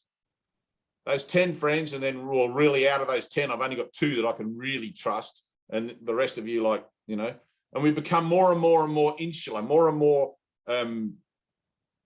densely packed in our own identity of withdrawal until finally we're so introverted that we've got nowhere to go. Our life experience becomes sitting on the couch watching soap opera, wishing we had a better life. That's it. We live our lives through the falsity of television or some other inappropriate means. I'll go shopping because I feel so uncomfortable with myself. I'll eat food because I feel so uncomfortable with myself. Whatever it is, I'll try drugs. I'll take alcohol. Right? Rather than to let go of all that shit, let go of that way of thinking about things and just be like, okay, that person's that. Yep, cool. Okay, how's that going for you? Are you learning any lessons in that? How's that helpful? You know, rather than being my brother's keeper. And that's forgiveness. It's part of it. It's learning to see differently, right? If somebody tells you a story, oh, I robbed a bank years ago, blah, blah, blah, I was on drugs and whatever, what are you going to do? You're going to condemn that person and tell yourself, mental note, don't hang out with that person. They're probably not whatever.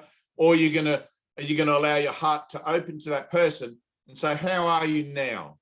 How's your journey now? Did you learn the lessons that, I mean, obviously you're not going to verbalize these things, but in your heart, you're thinking these things. I'm hoping that you learned the lesson that going to jail taught you. I'm hoping that you learned the lesson that being a robber or being a rapist or a murderer or whatever taught you, right? Because love is unconditional. And in this world, it shows up through lessons. If we deny the lessons, they're going to get harder until the point we find ourselves at the maximum point of resistance, which is where all of a sudden shit's going to hit the fan and we'll end up in jail or dead, right? At the point in my experience of being Dave, the human being, when I finally couldn't go on anymore, I knew that I was either going to end up dead from drugs or in jail. One of those two things. I just couldn't take life anymore. I hated everyone and everything. The world was a fucked up place. I didn't want to participate. I didn't know why the world was so bad. Nuclear bombs, famines in Africa. I couldn't take it anymore. I had no way out, nowhere else to go. I was either going to grab a gun and go and shoot every politician I could and try to grab them by the scruff of the neck and tell them they should be talking about love instead of weapons, you know, or I was going to have to sedate myself to such a degree where it didn't matter to me anymore.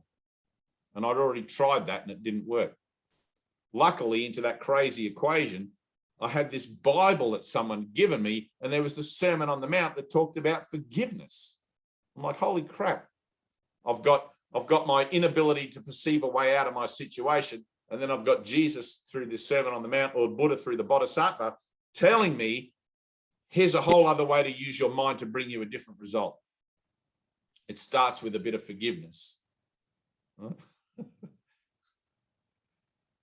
And I started to become willing to forgive. I'm willing to forgive. I don't know how, but the opportunities will be presented and someone's going to be in my face and I'm going to be able to make a choice between love or fear, between condemning them and judging them or accepting them exactly as they are. And it'll show up differently for different people. For you, it'll show up as something you can recognize and appreciate and understand at a level that you're at. Okay, the universe never throws more at you than you can handle. It's not like you're fucking Joan of Arc and you've got to suddenly start a whole war. Right? The universe gives you simple things to practice with. My relationship with my ex-husband. Do I continue to be fearful of that and condemn him and hold him at bay? Or do I be willing to forgive, let the past go into the past and walk into this new moment without any idea about it? Okay. Which is why we learn the principles: defenselessness, tolerance, patience. Everybody here is learning a lesson at their own level. Some of those lessons are tragic. Some of them you wouldn't wish upon your worst enemy, right? But when you see that no one actually can die, that you're eternal, you are spirit, and you just recycle again, and again, right? But don't waste time, Anthea, right? Don't think that if you do nothing, things will get better. You have to retrain your mind to see along new lines, new vision, new way of seeing things, so that when situations do show up, you've got these tools in the background here that are going to go, hang on a minute, I'm in a situation I don't like. I can either run from it, condemn it, or I can be still and practice forgiveness and let a clear moment occur in my consciousness where some higher guidance or some other kind of thing can come through and show me the big picture here. And that may bring a call forward in you for compassion, for empathy, for all sorts of things, right? Your path in life is as a healer. You're learning to be a healer, primarily of yourself. Physician, heal thyself. I'm learning to heal myself of a way of thinking that doesn't serve me anymore. Judgment, it doesn't serve me anymore. It gets me nothing. I just go around judging this one day, that the next day, that the next day, the day after the day, judgment, judgment, judgment, judgment. I get home and I'm exhausted. I fucking hate this world. I hate myself, hate everything. Right? I'm learning to heal myself from that way of seeing things, but I've got to start somewhere. I've got to start by being at least willing to forgive. And as I become willing to forgive and the opportunities are presented, it'll be obvious to me where I need to apply it. It'll show up. So when you say yes, and I said to you, go and visit Gemma, go hang out with Gemma for whatever, all you have to do is say yes. Not yes, but how. Not yes, what do I do when I get there? Not yes, what clothes should I take? None of that. Just say yes, right? Everything else will unfold as a part of your saying yes, right? It's like Jesus would say, bring one robe and follow me. Don't worry about tomorrow. Don't worry about if it's cold or if you'll be hungry. Don't worry about all that shit. Live in faith, right? Just say yes and then take the next step. It's like we're restarting our script. We're restarting our story from yes, right? I'm drawing a line in the sand. All my past shit that doesn't serve me, I'm just going to leave it here. I'm drawing a line. I'm not going back to that old stuff. I'm just going to say yes, and I'm going to take the next step, one step. Right? It's like Lao Tzu. The journey of 1,000 miles begins with a single step. Get it? Forgiveness is personal. Forgiveness is individual. It's where you're at. Asking me what forgiveness is, I can give you a roundabout. I can tell you how forgiveness has helped me, but that doesn't do you any good. If it offers you some kind of buoyancy to actually look at the idea of being willing to forgive, then maybe it is helpful. I don't know. But the most helpful thing I can do is to tell you that you'll find out when you actually forgive what forgiveness is. It's like the bag of lollies. Pay the money, get the thing. You got to pay the money first.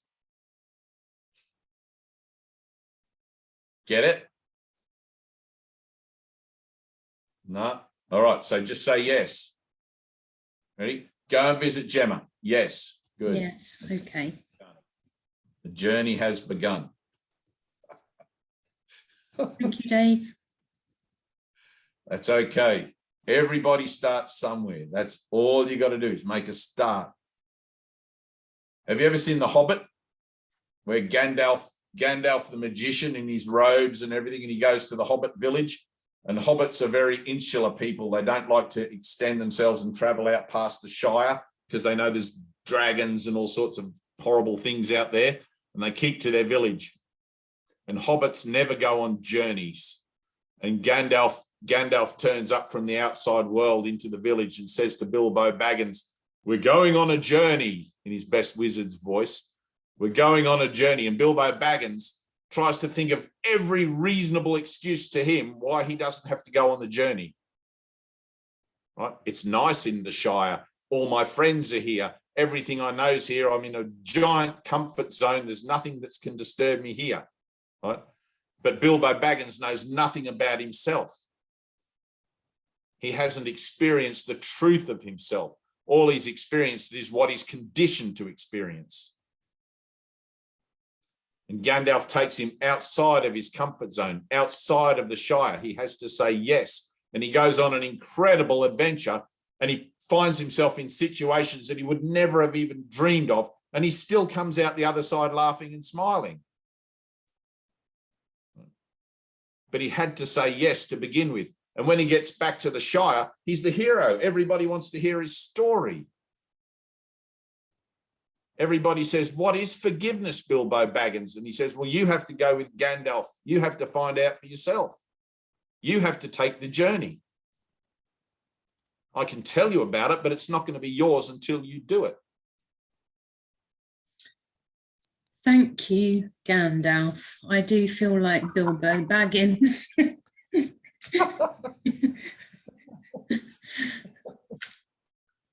Thank you. I'm feeling a little better about it. All right, I'm going to go and have some breakfast. Toodle. Have Bye. fun. Thank you, everybody. It's nice to see you here. Anything, Ali? No? All good? Love you. No. Love you, Laurie. Love you, Anthea. I didn't get your message, Anthea. Nothing came through this end, so apologies for that too. Oh, don't worry. I'm just so grateful to see your lovely face, and thank you for joining our meeting. Yeah, no worries. All right, you have a good week. And you. See you stay again, I blessed. hope. Yeah. all right, Bye. bye.